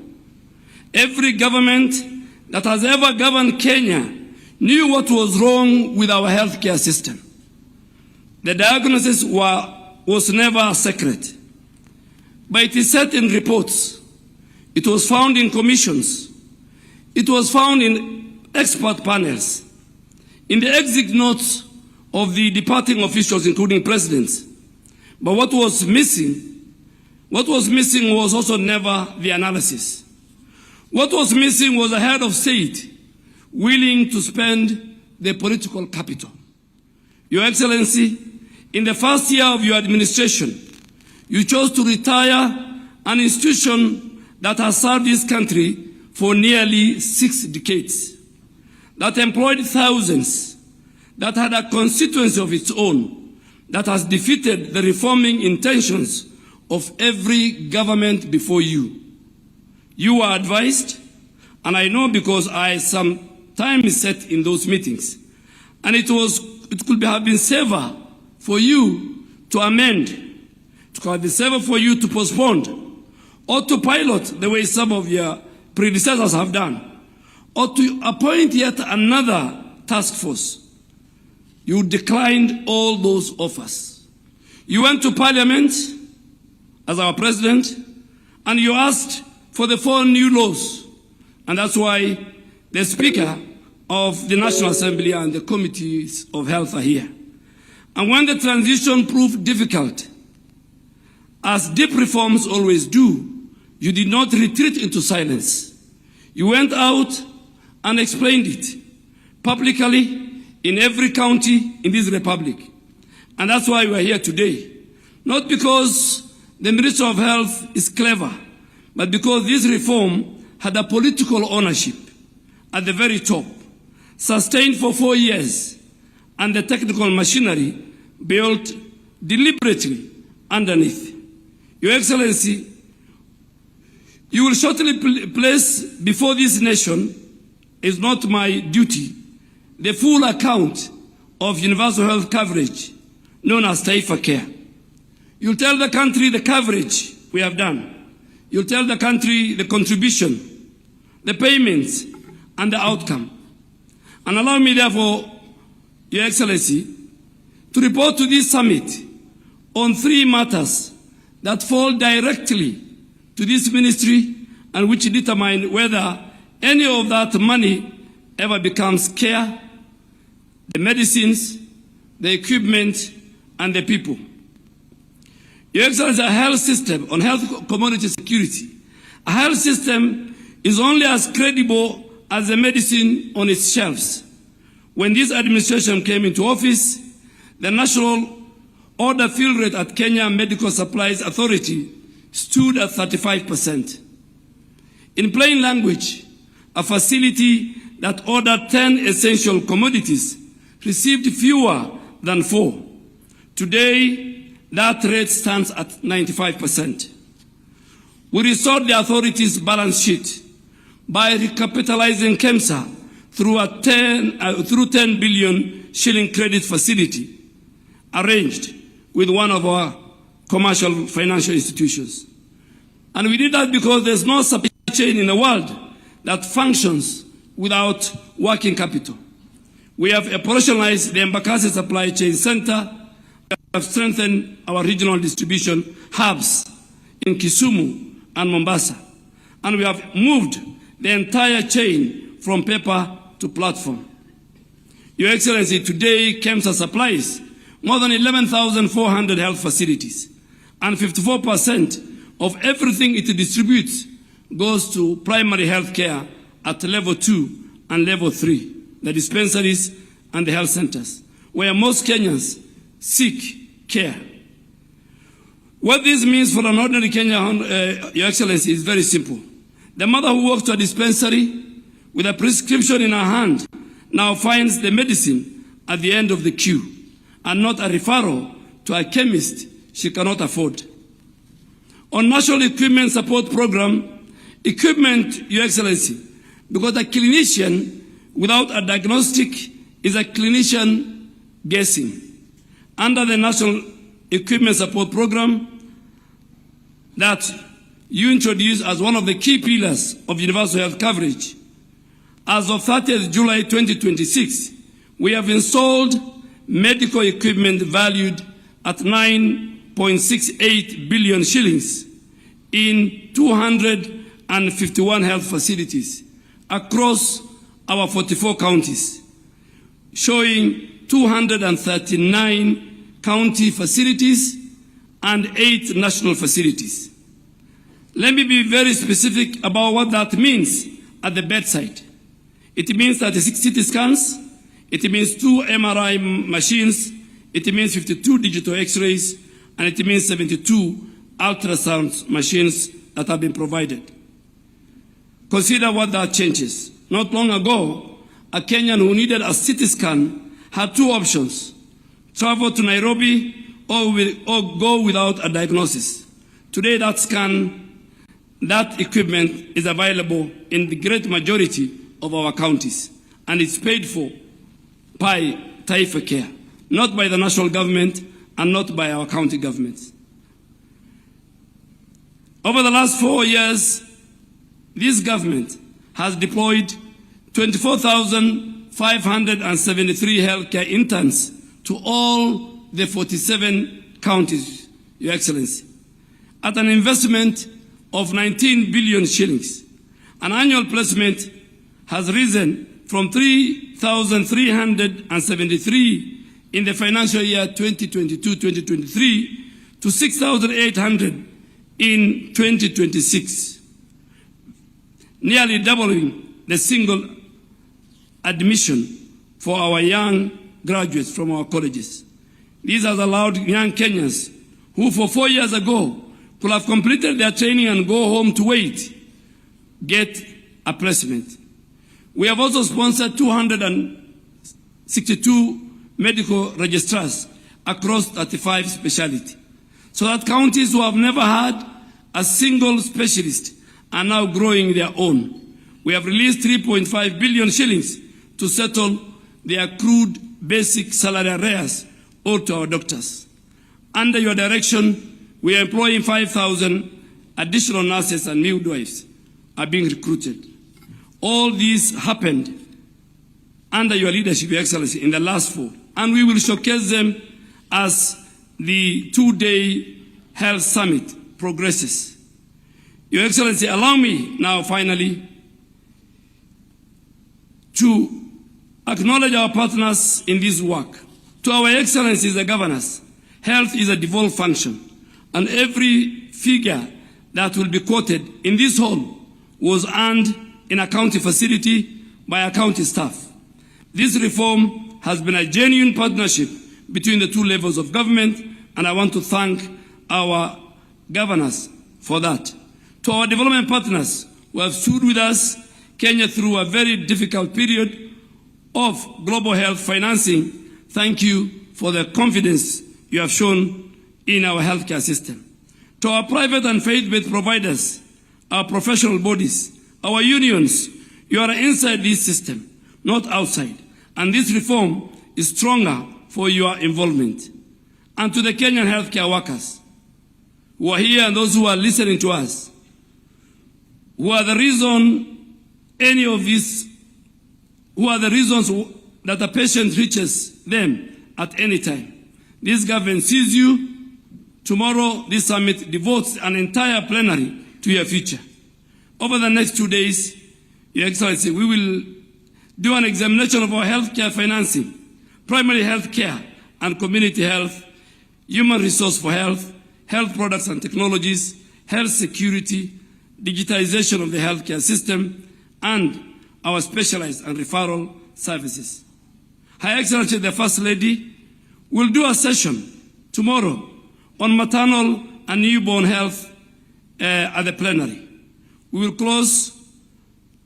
have the Deputy President who will run another plenary tomorrow afternoon before we have a joint plenary where we want to listen to the people of Kenya, and His Excellency the President, as a listening leader, will be sitting in that forum. Your Excellency, just to conclude, tonight we have the Town Hall Health Summit. And we want to answer all the questions. We want to answer all the questions concerning the healthcare system in Kenya.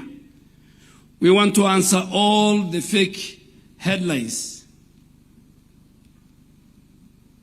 for 4 hours. Because as I said, we had a plan, and now we are presenting the record so that the people of Kenya can compare what we promised, what we planned, and what we have delivered as of now.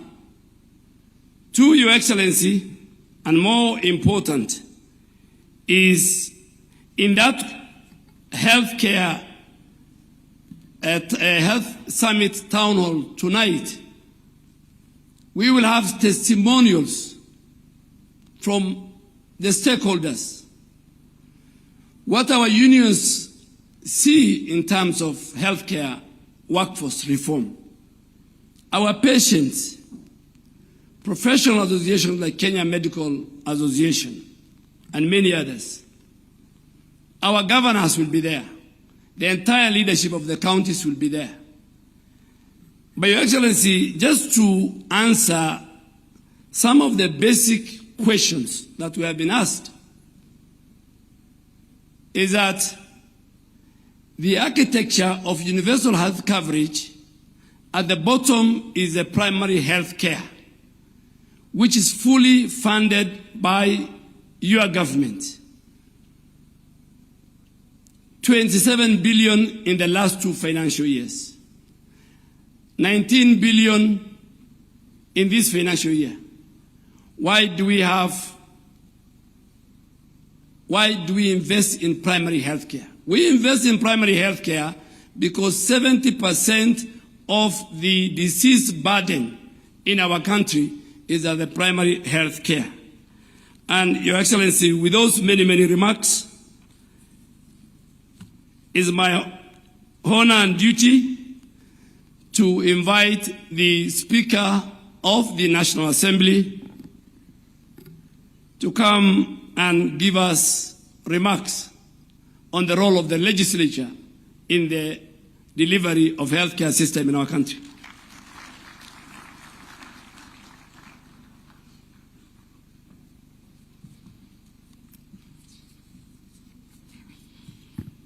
Your Excellency, the President and Commander-in-Chief of our Defense Forces, Your Excellency, the Deputy President, and all established protocols followed, I'm here and I'm honored to address this health summit on behalf of Parliament. Your Excellency, over these 2 days, delegates will speak of hospitals, will speak of funds, will speak of medicines and equipment, will speak of systems, will speak of outcomes. I wish to speak about one aspect that precedes all of them, and without which not one of them would exist, and this is the enabling legal framework. Your Excellency, Article 94 of our Constitution provides that the legislative authority of the Republic is derived from the people and is vested in and exercised by Parliament. At our independence, Your Excellency, our founding father pronounced that the incoming government of the people of Kenya was going to focus on fighting 3 things: poverty, ignorance, and disease. Over the years, efforts have been made in the health sector to achieve the war against diseases. In 1966, the National Health Insurance Fund was founded, and later in 1998, it was cemented into an Act of Parliament as NHIF, primarily to provide for medical cover for formal and informal sectors. The fund was operated by the National Hospital Insurance Fund Board of Management, and it relied on tiered flat-rate monthly deductions as its contributions rather than proportional income scaling. Over the period, Your Excellency, the NHIF faced massive systemic corruption, losing billions of shillings through ghost clinics, inflated claims, collusion between rogue medical facilities and state officials. The reform journey that your government started, Your Excellency, has had the effect of addressing all this. Whenever you speak to any member of Parliament Your Excellency, you'll hear always the same story. Desperate families calling at midnight about hospital emergencies and their attendant bills, their names being forced on fundraising committees and cards that are circulated without their knowledge, standing at hospital gates negotiating for the release of a patient, and at mortuaries negotiating for the release of bodies to their loved ones. Parliament understood the necessity of reform because parliamentarians have constant interaction with the needy in the population. The Departmental Committee on Health in the 12th Parliament had recommended, as it exited on the 8th of June 2022, that its successor should establish a facility improvement fund for county public health facilities. Section 104 of the Health Act of 2017 had also directed that legislation on health be enacted within 3 years. That instruction had remained unfulfilled. The National Hospital Insurance Fund, born in 1966 and governed by the 1998 Act, had long since been overtaken by the structure of our economy and dynamic social needs. So, Your Excellency, when you brought this agenda to the House of Parliament in your administration, you found an already convinced Parliament. Parliament had been waiting for the executive to act, and it took courage from 1963. All successive governments had made half-hearted attempts to achieve what we now have in our country.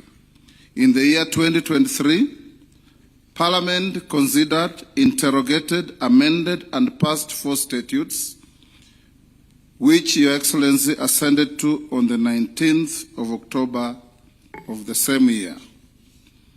These were, first, the Primary Health Care Act, number 13 of 2023. It established for the first time in our history a legal framework for the delivery and management of primary health care through primary health care networks, and it placed our community health promoters on a statutory footing rather than leaving them to the whims of successive government initiatives. The second was the Facility Improvement Financing Act, number 14 of 2023. This, anchored on Article 207 of the Constitution, permits a public health facility to retain and manage the revenue it generates.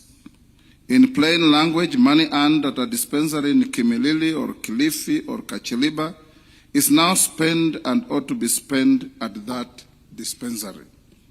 The third piece of legislation was the Digital Health Act, number 15 of 2023. It discharged the unfinished obligation of the Health Act of 2017, established the Digital Health Agency, mandated a comprehensive integrated health information system for the whole Republic, and gave every Kenyan statutory protection over their personal health data. The fourth, the Social Health Insurance Act, the much talked about SHA, over which yours truly here was taken to court 6 times. It now, together with it establishes 3 public funds for primary health care, for social health insurance, and for emergency, chronic, and critical illnesses. 4 statutes passed in one session of Parliament, Your Excellency, was unprecedented. It is the most consequential body of social legislation enacted by any parliament in Kenya since independence. Far-reaching reforms are not always readily embraced and accepted. These 4 health bills were met with robust public debate. There were those who benefited from the gaps, flaws, and shortcomings of the status quo who did not welcome the reforms. These were in the minority. The majority of Kenyans saw this as a right trajectory in mitigating the myriad challenges that the health sector faced, and saw these legislations as a Damascus moment for our health sector. As we speak today, the number of Kenyans registered under the universal health coverage being a whopping over 30 million compared to about 8 million under NHIF will convince every doubting Thomas on the vision and foresight that informed these reforms. Numbers do not lie, and in law we say, res ipsa loquitur. Things speak for themselves. Under the Constitution, Parliament appropriates and divides revenues between the 2 levels of governments. It then has the mandate to ensure prudent use of those resources so that Kenyans get value for their money. I want to assure this summit that this is a duty that Parliament holds sacrosanct and will discharge without fear or favor. Parliament shall always ensure that any person or entity entrusted with management of public resources is accountable to the letter. Your Excellency, ladies and gentlemen, there are cases within the laws I have cited that require no financial contribution from citizens. These are primary health care, emergency, chronic, and critical illness. That notwithstanding, the law has set out the primary health care fund and emergency illness and critical health care fund, which are financed from parliamentary appropriations. Even in such cases where ordinary citizens do not directly pay for those services, the funds draw the money from taxpayers' purse, while the degree and extent of responsibility must remain the same. Your Excellency, ladies and gentlemen, with all these good legislative reforms, questions are constantly raised by members of Parliament on issues that this summit needs to address.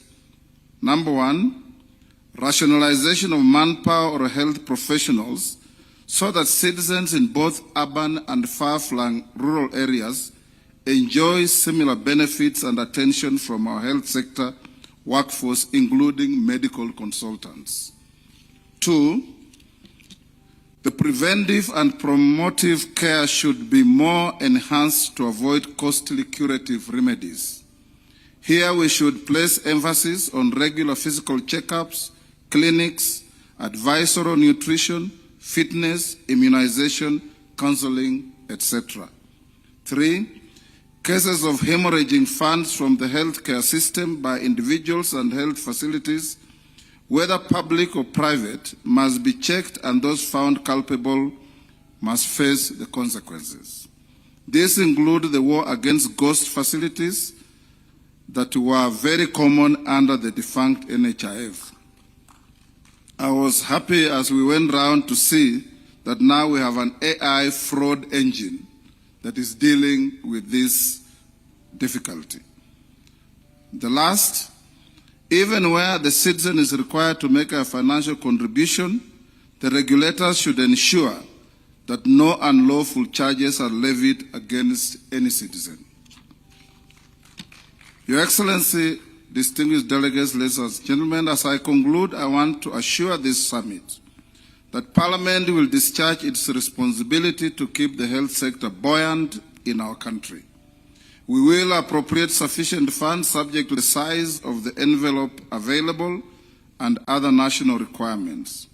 We will ensure appropriated funds are put to proper use, and together with the Auditor General, we will discharge these functions fully. We will remain open and ready to support the government with continuing legislative reforms to better existing laws and regulations and to give full meaning to health-related provisions in our Constitution and for the benefit of our country. I thank you.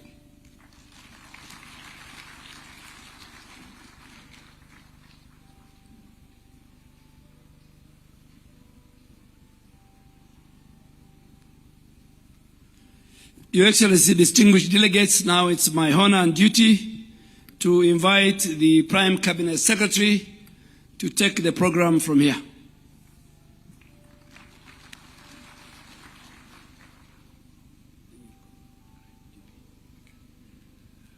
Your Excellency, the President of the Republic of Kenya, Dr. William Samoei Ruto, Your Excellency, the Deputy President, Professor Kicc, Speaker of the National Assembly, Chair of the Governors, and all governors present, my colleague ministers, colleagues in the public space, members of the private sector, medical practitioners, distinguished ladies and gentlemen. Your Excellency, mine will be very brief. This summit is extremely significant. It is a summit that has brought us here so that we can acknowledge a very important thing. That is that the transformation, the delivery in our health system today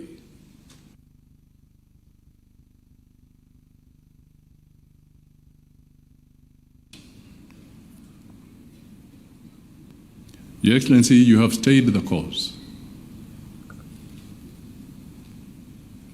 You stayed the course when people went to court. You stayed the course when there were demonstrations in the street. You stayed the course when the critics were in every corner. You stayed the course even when people were branding you all sorts of names. Today, we celebrate a major transformation in Kenya's health sector. What we are going to witness and what we have witnessed, ladies and gentlemen, is fact and not fiction.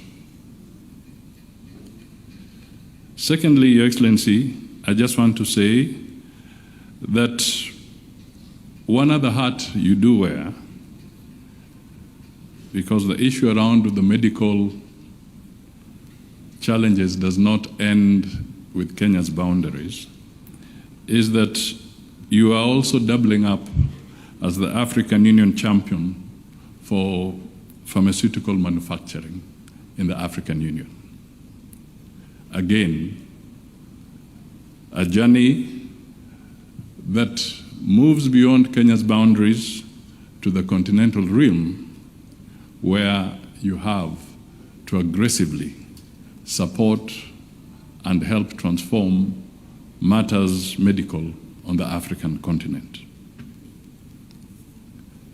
Your Excellency, even in the middle of challenges, you have stood out to make sure that Kenya remains a responsible member of the international health fraternity, WHO and other international obligations. When most people were scared to step forward on how Kenya can play its role in the midst of pandemics and epidemics, Kenya stood forward and you said that you shall be a responsible member of the WHO and the conventions that relate to health and the need to anchor and support other countries and other people when there's a medical crisis. You were taken to court, but you stayed the course.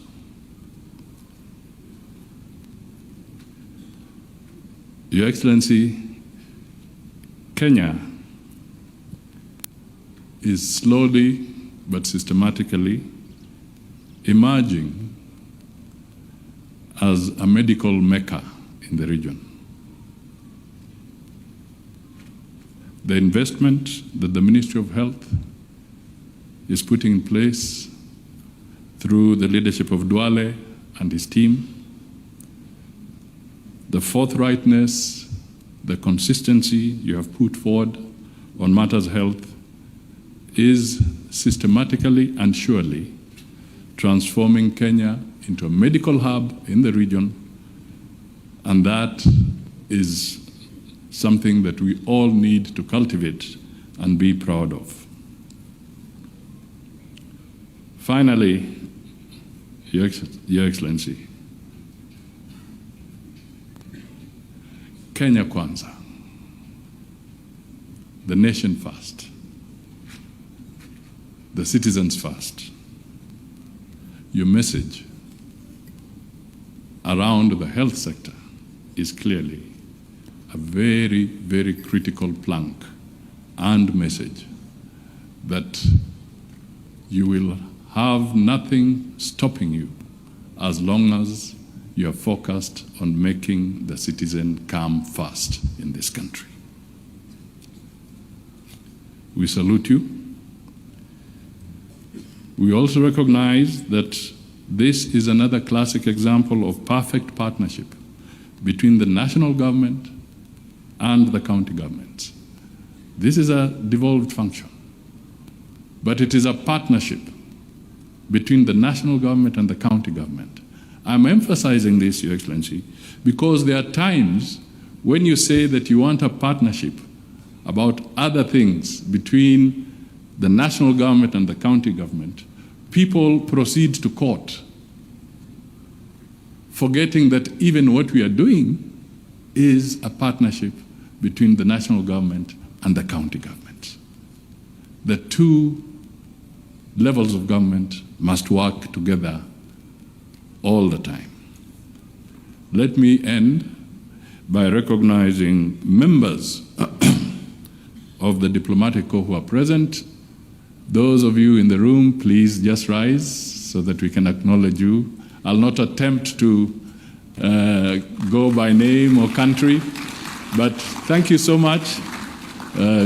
Most of you are not just diplomats here, but you're also partners in this journey. Thank you so much for being present. It is now my honor to invite the Deputy President, Professor Kithure Kindiki, to come and make his remarks and invite His Excellency the President.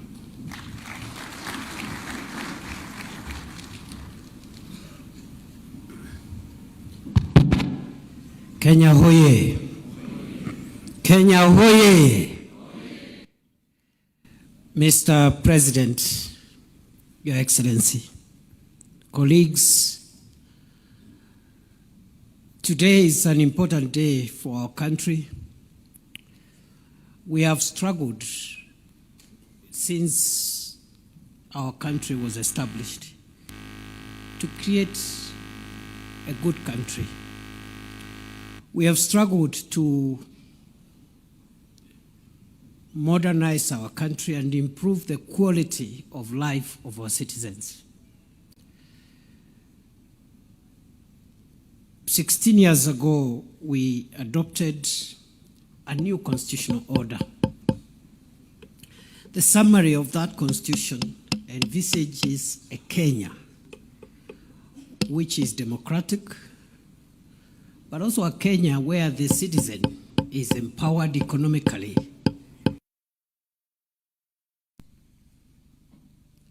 While we have made good progress on the democracy front, I think, Your Excellency, the last 4 years are extremely important for us because for the first time we have started deliberately making the first steps towards realizing a wealthier and healthier Kenya, which is an important component of realizing the dreams of the founders of our nation the makers of our Constitution, and the dream of a Kenya of the future. And so as I sit here to listen, Your Excellency, I relish to see the progress you have enabled us to achieve by carrying the people. Now we are talking of 32.3 million Kenyans covered with a medical insurance cover. This is phenomenal. We are looking at people getting medical advice from their homes and villages through the consequential 107,000 community health promoters, which continue to serve our nation well. I've just been with you as you went through what this administration is doing around medical equipment under the National Equipment Support Program, and also the consequences of the laws that our Parliament has put in place. The Primary Health Care Act, the Social Health Insurance Act, the Digital Health Act, the Facility Improvement Finance Act, and the funds that are in place now: Primary Health Care Fund, the Social Insurance Fund, the Emergency Chronic and Critical Illness Fund, and the Facility Improvement Financing, or the Facility Improvement Fund. So, Your Excellency, I am a very proud member of your administration. I speak on behalf of so many of us who serve in your administration. I speak on behalf of many Kenyans who believe in your leadership, that we are looking at a very, very critical transformation of our country. And we can look at the people of Kenya in the eye and tell them, this government has lived to its promise and commitment to pull the people of Kenya from disease and to create a healthier country which can be the engine for the economic and developmental future of our country. Naomba kwa heshima wenzangu, tusimame, tushangilie Mheshimiwa Rais akuja tuongeleshe. Rais Ruto, ni fire si fire? Karibu Mheshimiwa Rais.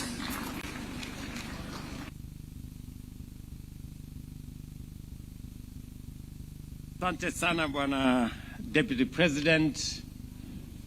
Huyu Deputy President ni fire si fire? Tafadhali tuketi, asanteni sana. Thank you very much. Let's take our seats. Distinguished guests, ladies and gentlemen, there are promises governments make because they are popular. Others because they are convenient. And then there are promises a nation must keep because they speak to who we are and the country we intend to become. Universal health coverage is one such promise. For years, Kenya lived with a contradiction we should never have accepted, that access to health could depend on the size of a citizen's wallet. Illness could force a farmer to sell his livestock or sometimes his land. A mother could exhaust her savings, or a community forced to organize a fundraising simply to keep one of their own alive. Too often, treatment became a debt and sickness a pathway to poverty. That was wrong. It was also unjust. 16 years ago, through Article 43 of our Constitution, Kenyans made a solemn promise to one another. And that promise, the right to the highest attainable standard of health, was inscribed in our supreme law, and that no person shall be denied emergency medical treatment. That is not an aspiration. It is a constitutional command. That command informed the promise we made when I sought your mandate in 2022. Universal health coverage was one of the 5 pillars of our bottom-up economic transformation agenda, because economic empowerment means little when illness can wipe out a family's savings or push citizens into poverty. Yet, by 2022, barely 1 in 4 Kenyans had health insurance, and fewer than 1 in 20 among the poorest households. Millions paid out of pocket, borrowed, sold assets, organized harambes, or simply stayed away from hospital because they could not afford.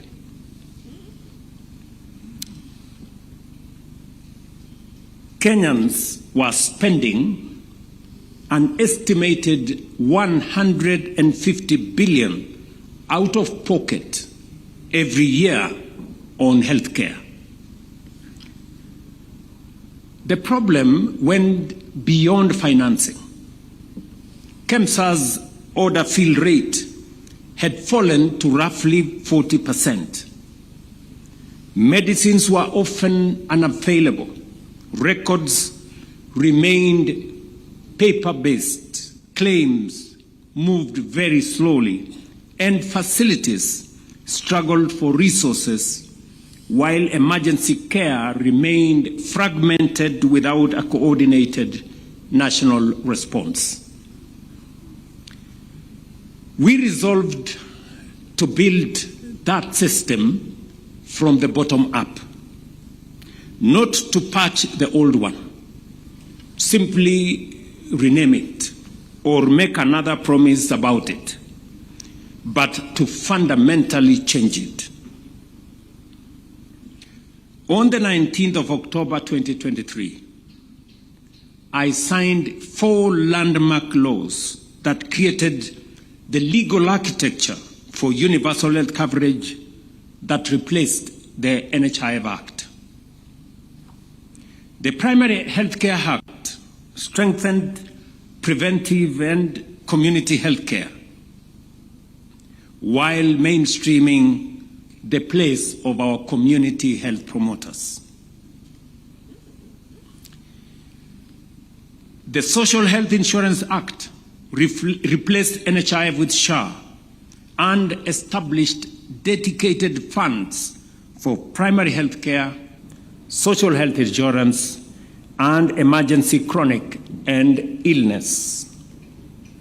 The Digital Health Act established an integrated digital health system, and the Facilities Improvement Financing Act enabled public health facilities to retain and reinvest their revenues.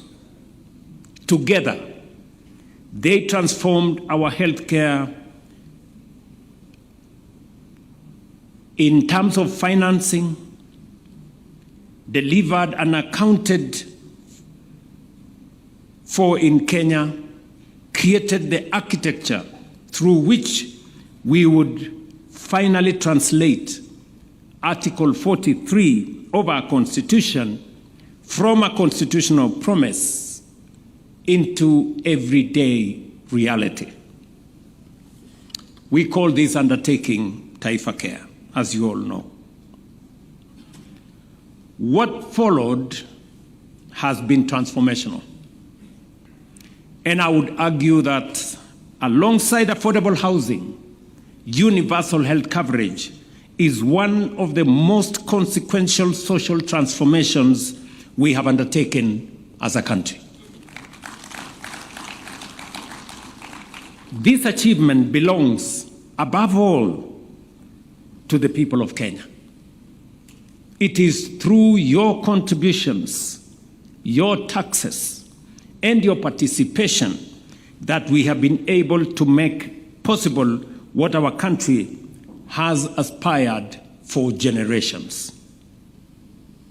Kwa hivyo, Taifa Care sio zawadi ya serikali kwa wananchi. Ni mfumo ambao Wakenya wenyewe wamejijengea kupitia kwa mchango wao wa mawazo, mchango wao wa pesa na kwa ushirikiano ya Wakenya wote. I consider it one of the greatest privileges of my public service to have been entrusted in our time with helping turn that national aspiration into reality. Across the country today, 107,800 community health promoters are going from household to household, equipped with smartphones and essential kits to find illness before illness becomes a catastrophe, to register households, educate families, screen for disease, monitor mothers and children, identify danger early, and connect families to facilities. More than 9 million households have been reached by our community health promoters, and over 750,000 people have been referred for treatment. For the first time, we have built a nationwide health network whose first point of contact is not necessarily a hospital bed, but the doorsteps of a Kenyan home. We are reversing the old logic of waiting for people to fall sick, finding hypertension before stroke, diabetes before complication, a high-risk pregnancy before the emergency, and disease before disaster. The national government continues to match county government contribution to CHP or community health promoter stipends shilling by shilling. From this level, when a patient requires further care, the next part of the journey begins. Through the Primary Health Care Fund, eligible services at level 2 and 3 dispensaries and some level 4 health centers are financed by government. So far, the fund has received 27.4 billion shillings in budgetary allocation and disbursed 23.3 billion to support more than 20 million outpatient visits, benefiting over 15 million Kenyans. As we said, walk in, receive treatment, walk out, just as we promised. And I want to commend facilities, both public and private and faith-based, for working with us on this endeavor. This is a fundamental shift. Prevent what we can, detect what we cannot prevent, treat early what we detect, and refer efficiently what requires specialized treatment. And when a Kenyan requires admission, surgery, or specialized treatment, the Social Health Insurance Fund provides the next level of protection, built on the principle that everyone should contribute according to their means and their ability, but no one should be denied care merely because they cannot afford it. That is why the government of Kenya has sponsored nearly 560,000 vulnerable households, covering approximately 2.2 million Kenyans, while Lipa Sha Pole Pole enables families in the informal economy to contribute progressively according to their circumstances and means. Today, 32.3 million Kenyans are registered with the Social Health Authority. 8 million have received treatment. More than 1.5 million mothers have been supported to deliver safely, and more than 500,000 surgical procedures have been supported and paid for.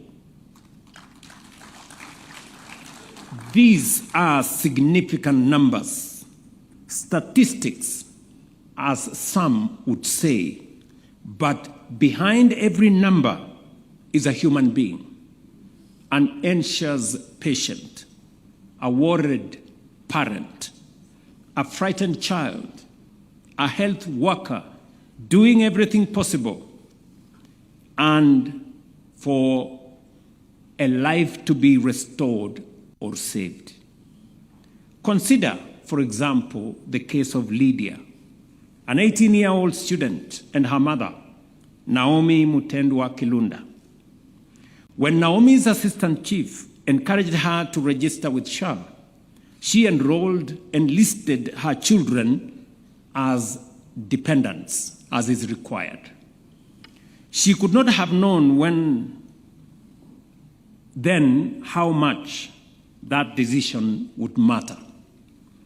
Lydia later developed severe breast overgrowth that affected her mobility, her confidence, and her life as a teenage girl. She required specialized surgery at Kenyatta National Hospital costing $168,000, a bill her mother could scarcely have afforded. But because Lydia was covered, her surgery was paid for, and so was her recovery. Today, she is back in school, preparing for her Form 4 examinations. Or consider Christine Awino Onyango, a 42-year-old widow from Kisumu County, diagnosed with stage 2 esophageal cancer. Until recently, Christine would have confronted two enormous burdens: the cost of highly specialized treatment on one hand, and the additional cost of traveling hundreds of kilometers to Nairobi to receive it. Instead, she received specialized care at Jaramogi Oginga Odinga Teaching and Referral Hospital, including surgery, intensive care, and post-operative management. Her medical bill exceeded $250,000, yet her annual SHA contribution was only $7,000. her bill was paid by SHA. So when people ask, what happened to the bottom-up promise, to the mama mboga, the border guy, the farmer, and the ordinary working Kenyan? I say this to them. Look at Christine. Look at Lydia. And consider the millions of Kenyans who can now walk into a health facility and receive care. What could be more bottom-up than that? That is the transformation we promised. It is the transformation we have delivered. But the journey does not stop there.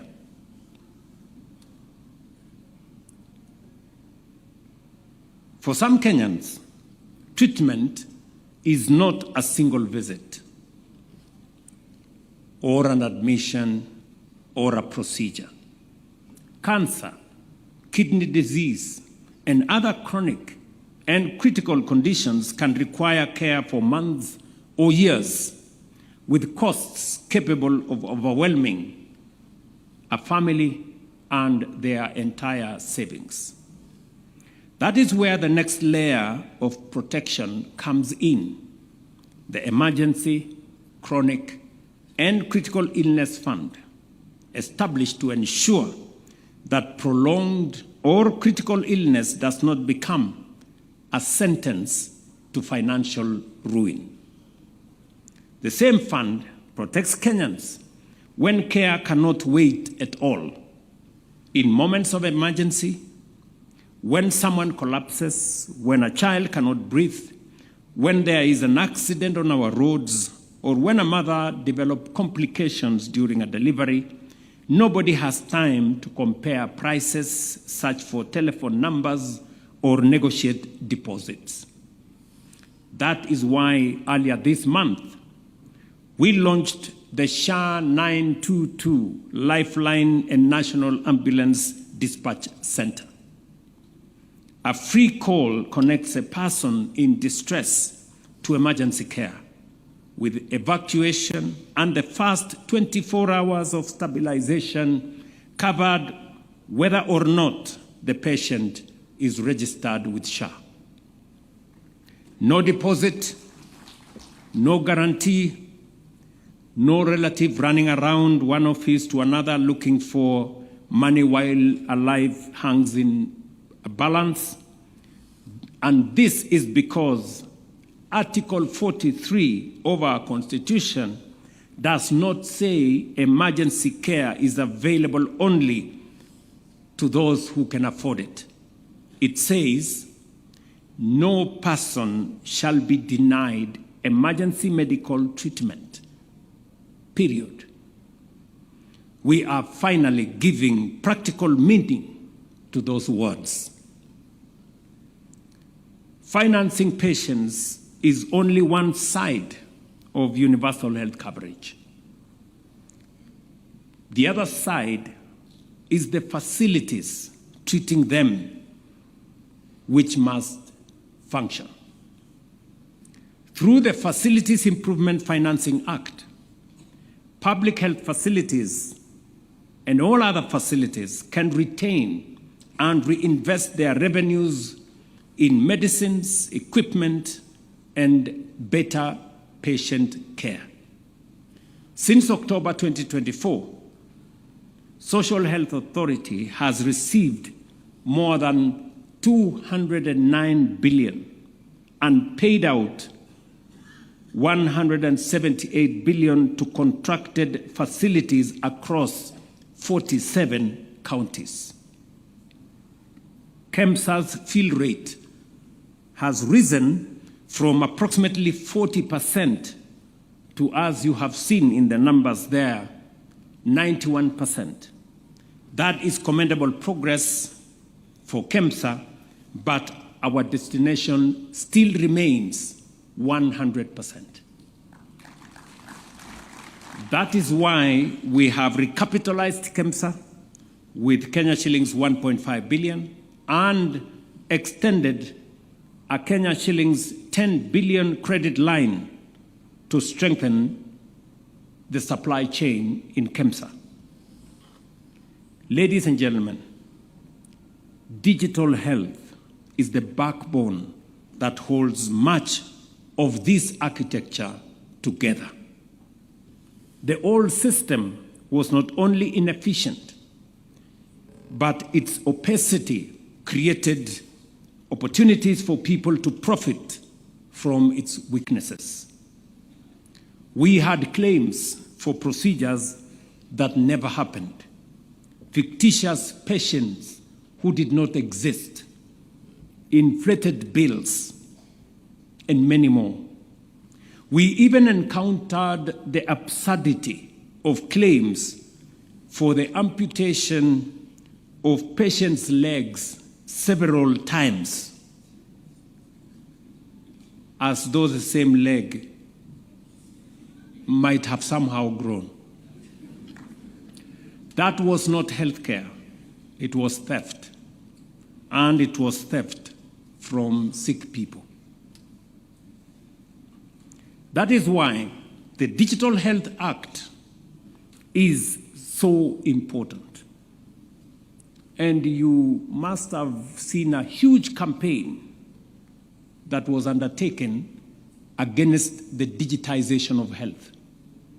In fact, many headlines were written, sponsored by those who benefited from these schemes as to how expensive it was, how unworkable it was, and how it was assigned to some people and that kind of thing.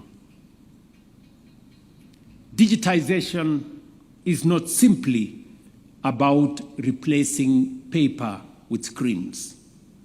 It is about making every patient visible, every treatment traceable, and every payment accountable.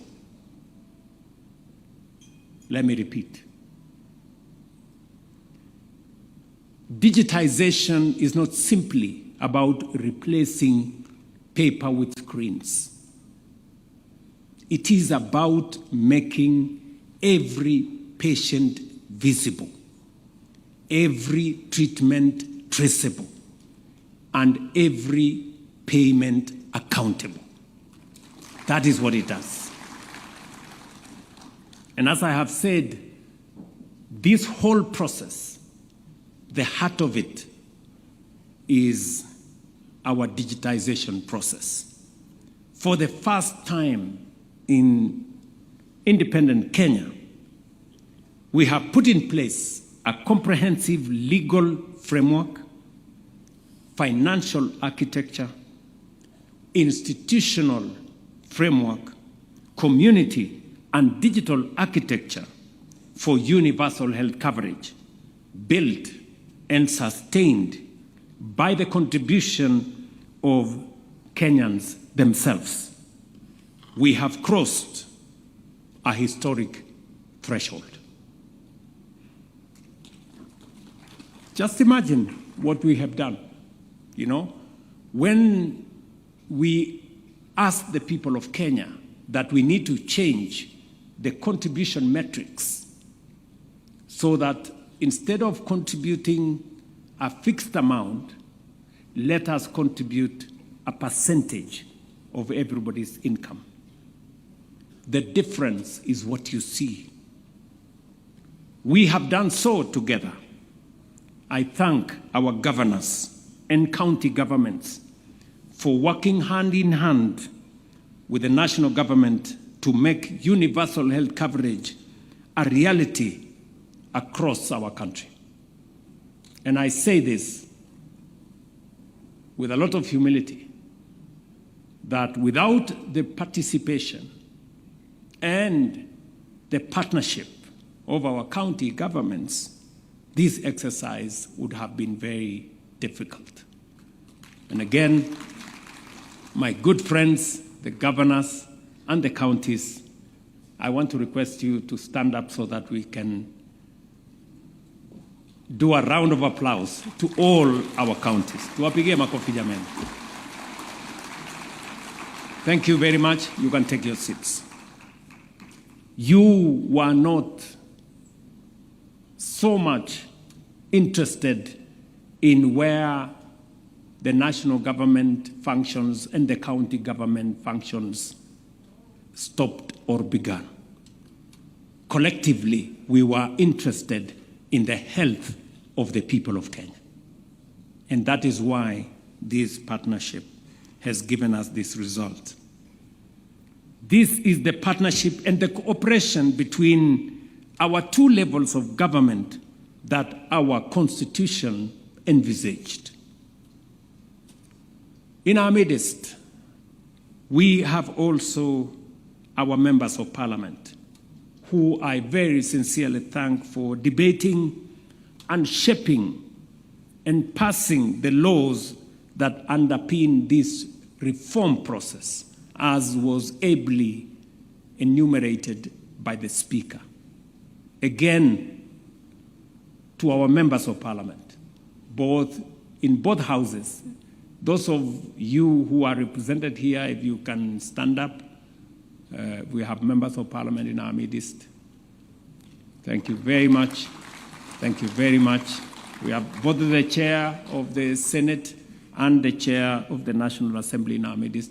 Asanteni sana. Please pass my regards, best wishes, and thanks to all the members of parliament who, across the aisle,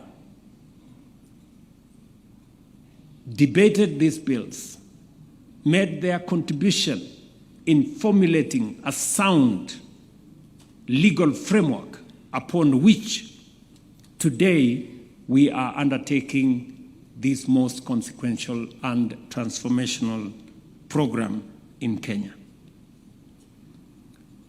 Let me also, in the same spirit, thank my cabinet and principal secretaries. They have put in many hours under the leadership of the Deputy President to streamline and in a very consequential way made proposals on the improvements that were required, that were initially captured in our manifesto and progressively shaped into bills that went to Parliament. Again, Mr. Deputy President and my cabinet team and the principal secretaries behind you, simameni tuwapigie makofi. You guys have done a wonderful job. Asanteni sana. I really appreciate your support. But crossing this threshold does not mean the work is finished. It means the question before us has changed. No longer whether Kenya should pursue universal health coverage. That we have crossed that Rubicon. But how we make it work even better for every patient, at every facility, and in every county. That is the task ahead of us now. And we must be candid. We know that there are areas to improve, including making registration easier, benefits to be made clearer, claims faster, digital systems more seamless, and the quality of care more consistent. Because the ultimate measure of reform is not the laws we pass or the numbers we register, but the experience of every patient in terms of dependable, affordable, and dignified care. That is the measure. And we all know reform is not an event.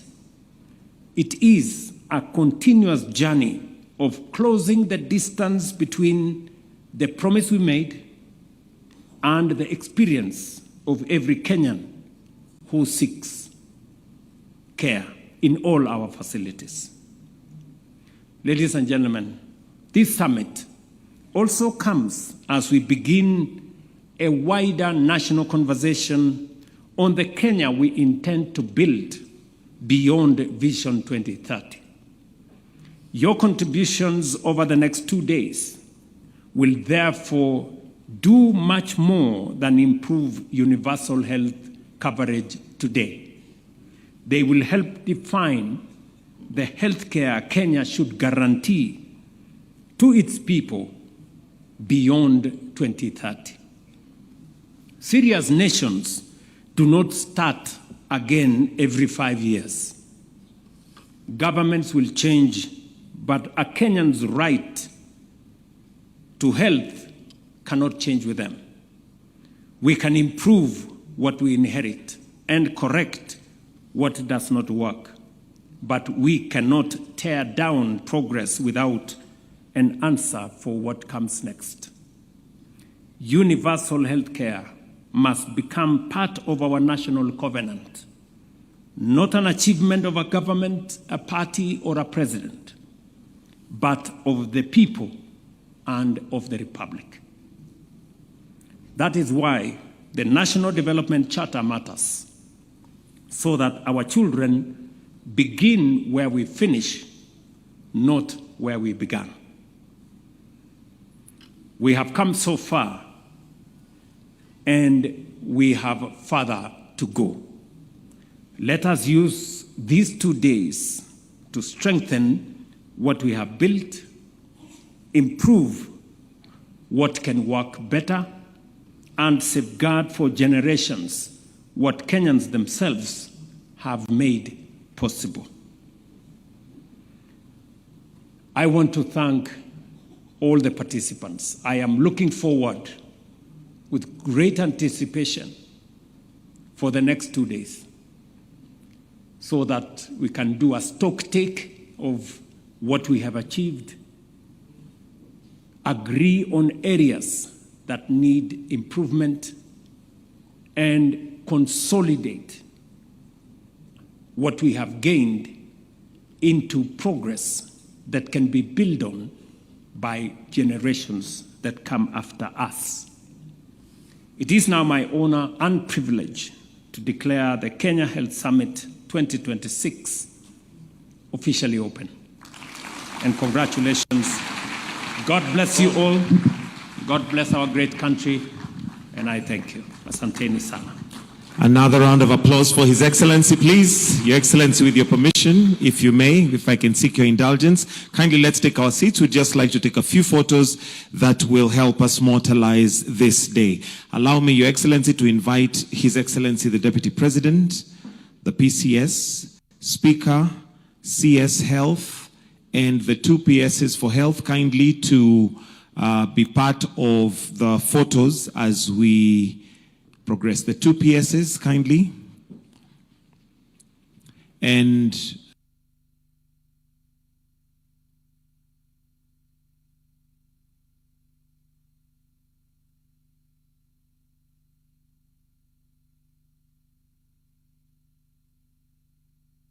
let's proceed to the left of the stage and join in. Actually, let's join in, all governors present.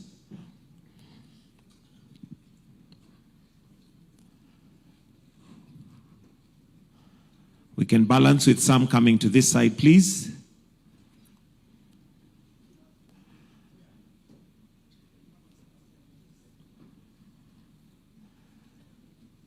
We carried wide lenses today, so we'll all fit. Wonderful. And while all governors, you may take your seats, please. Let's have all CSs and PSs present, please, to join in. CSs and PSs present.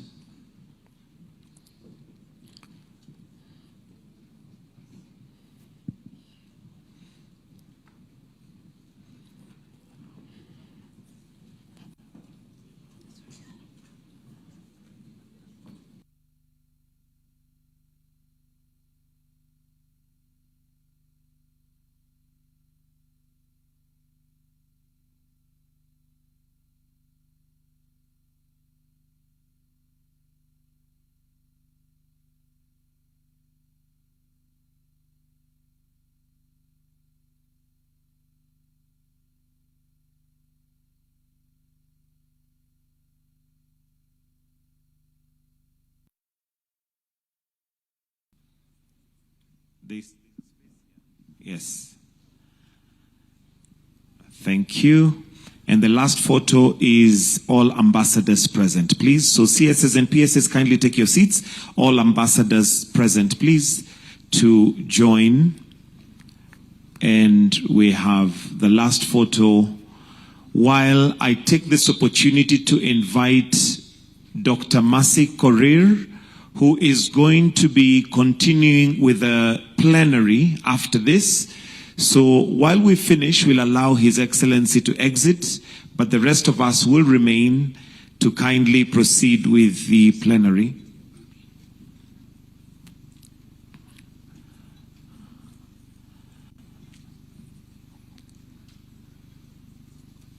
Ambassadors, you may take your seat. Allow me, Your Excellency, to just have the members of Parliament, particularly the committee, who have made this possible as the last photo. Dr. Mercy Korir, if you kindly can come forward after this.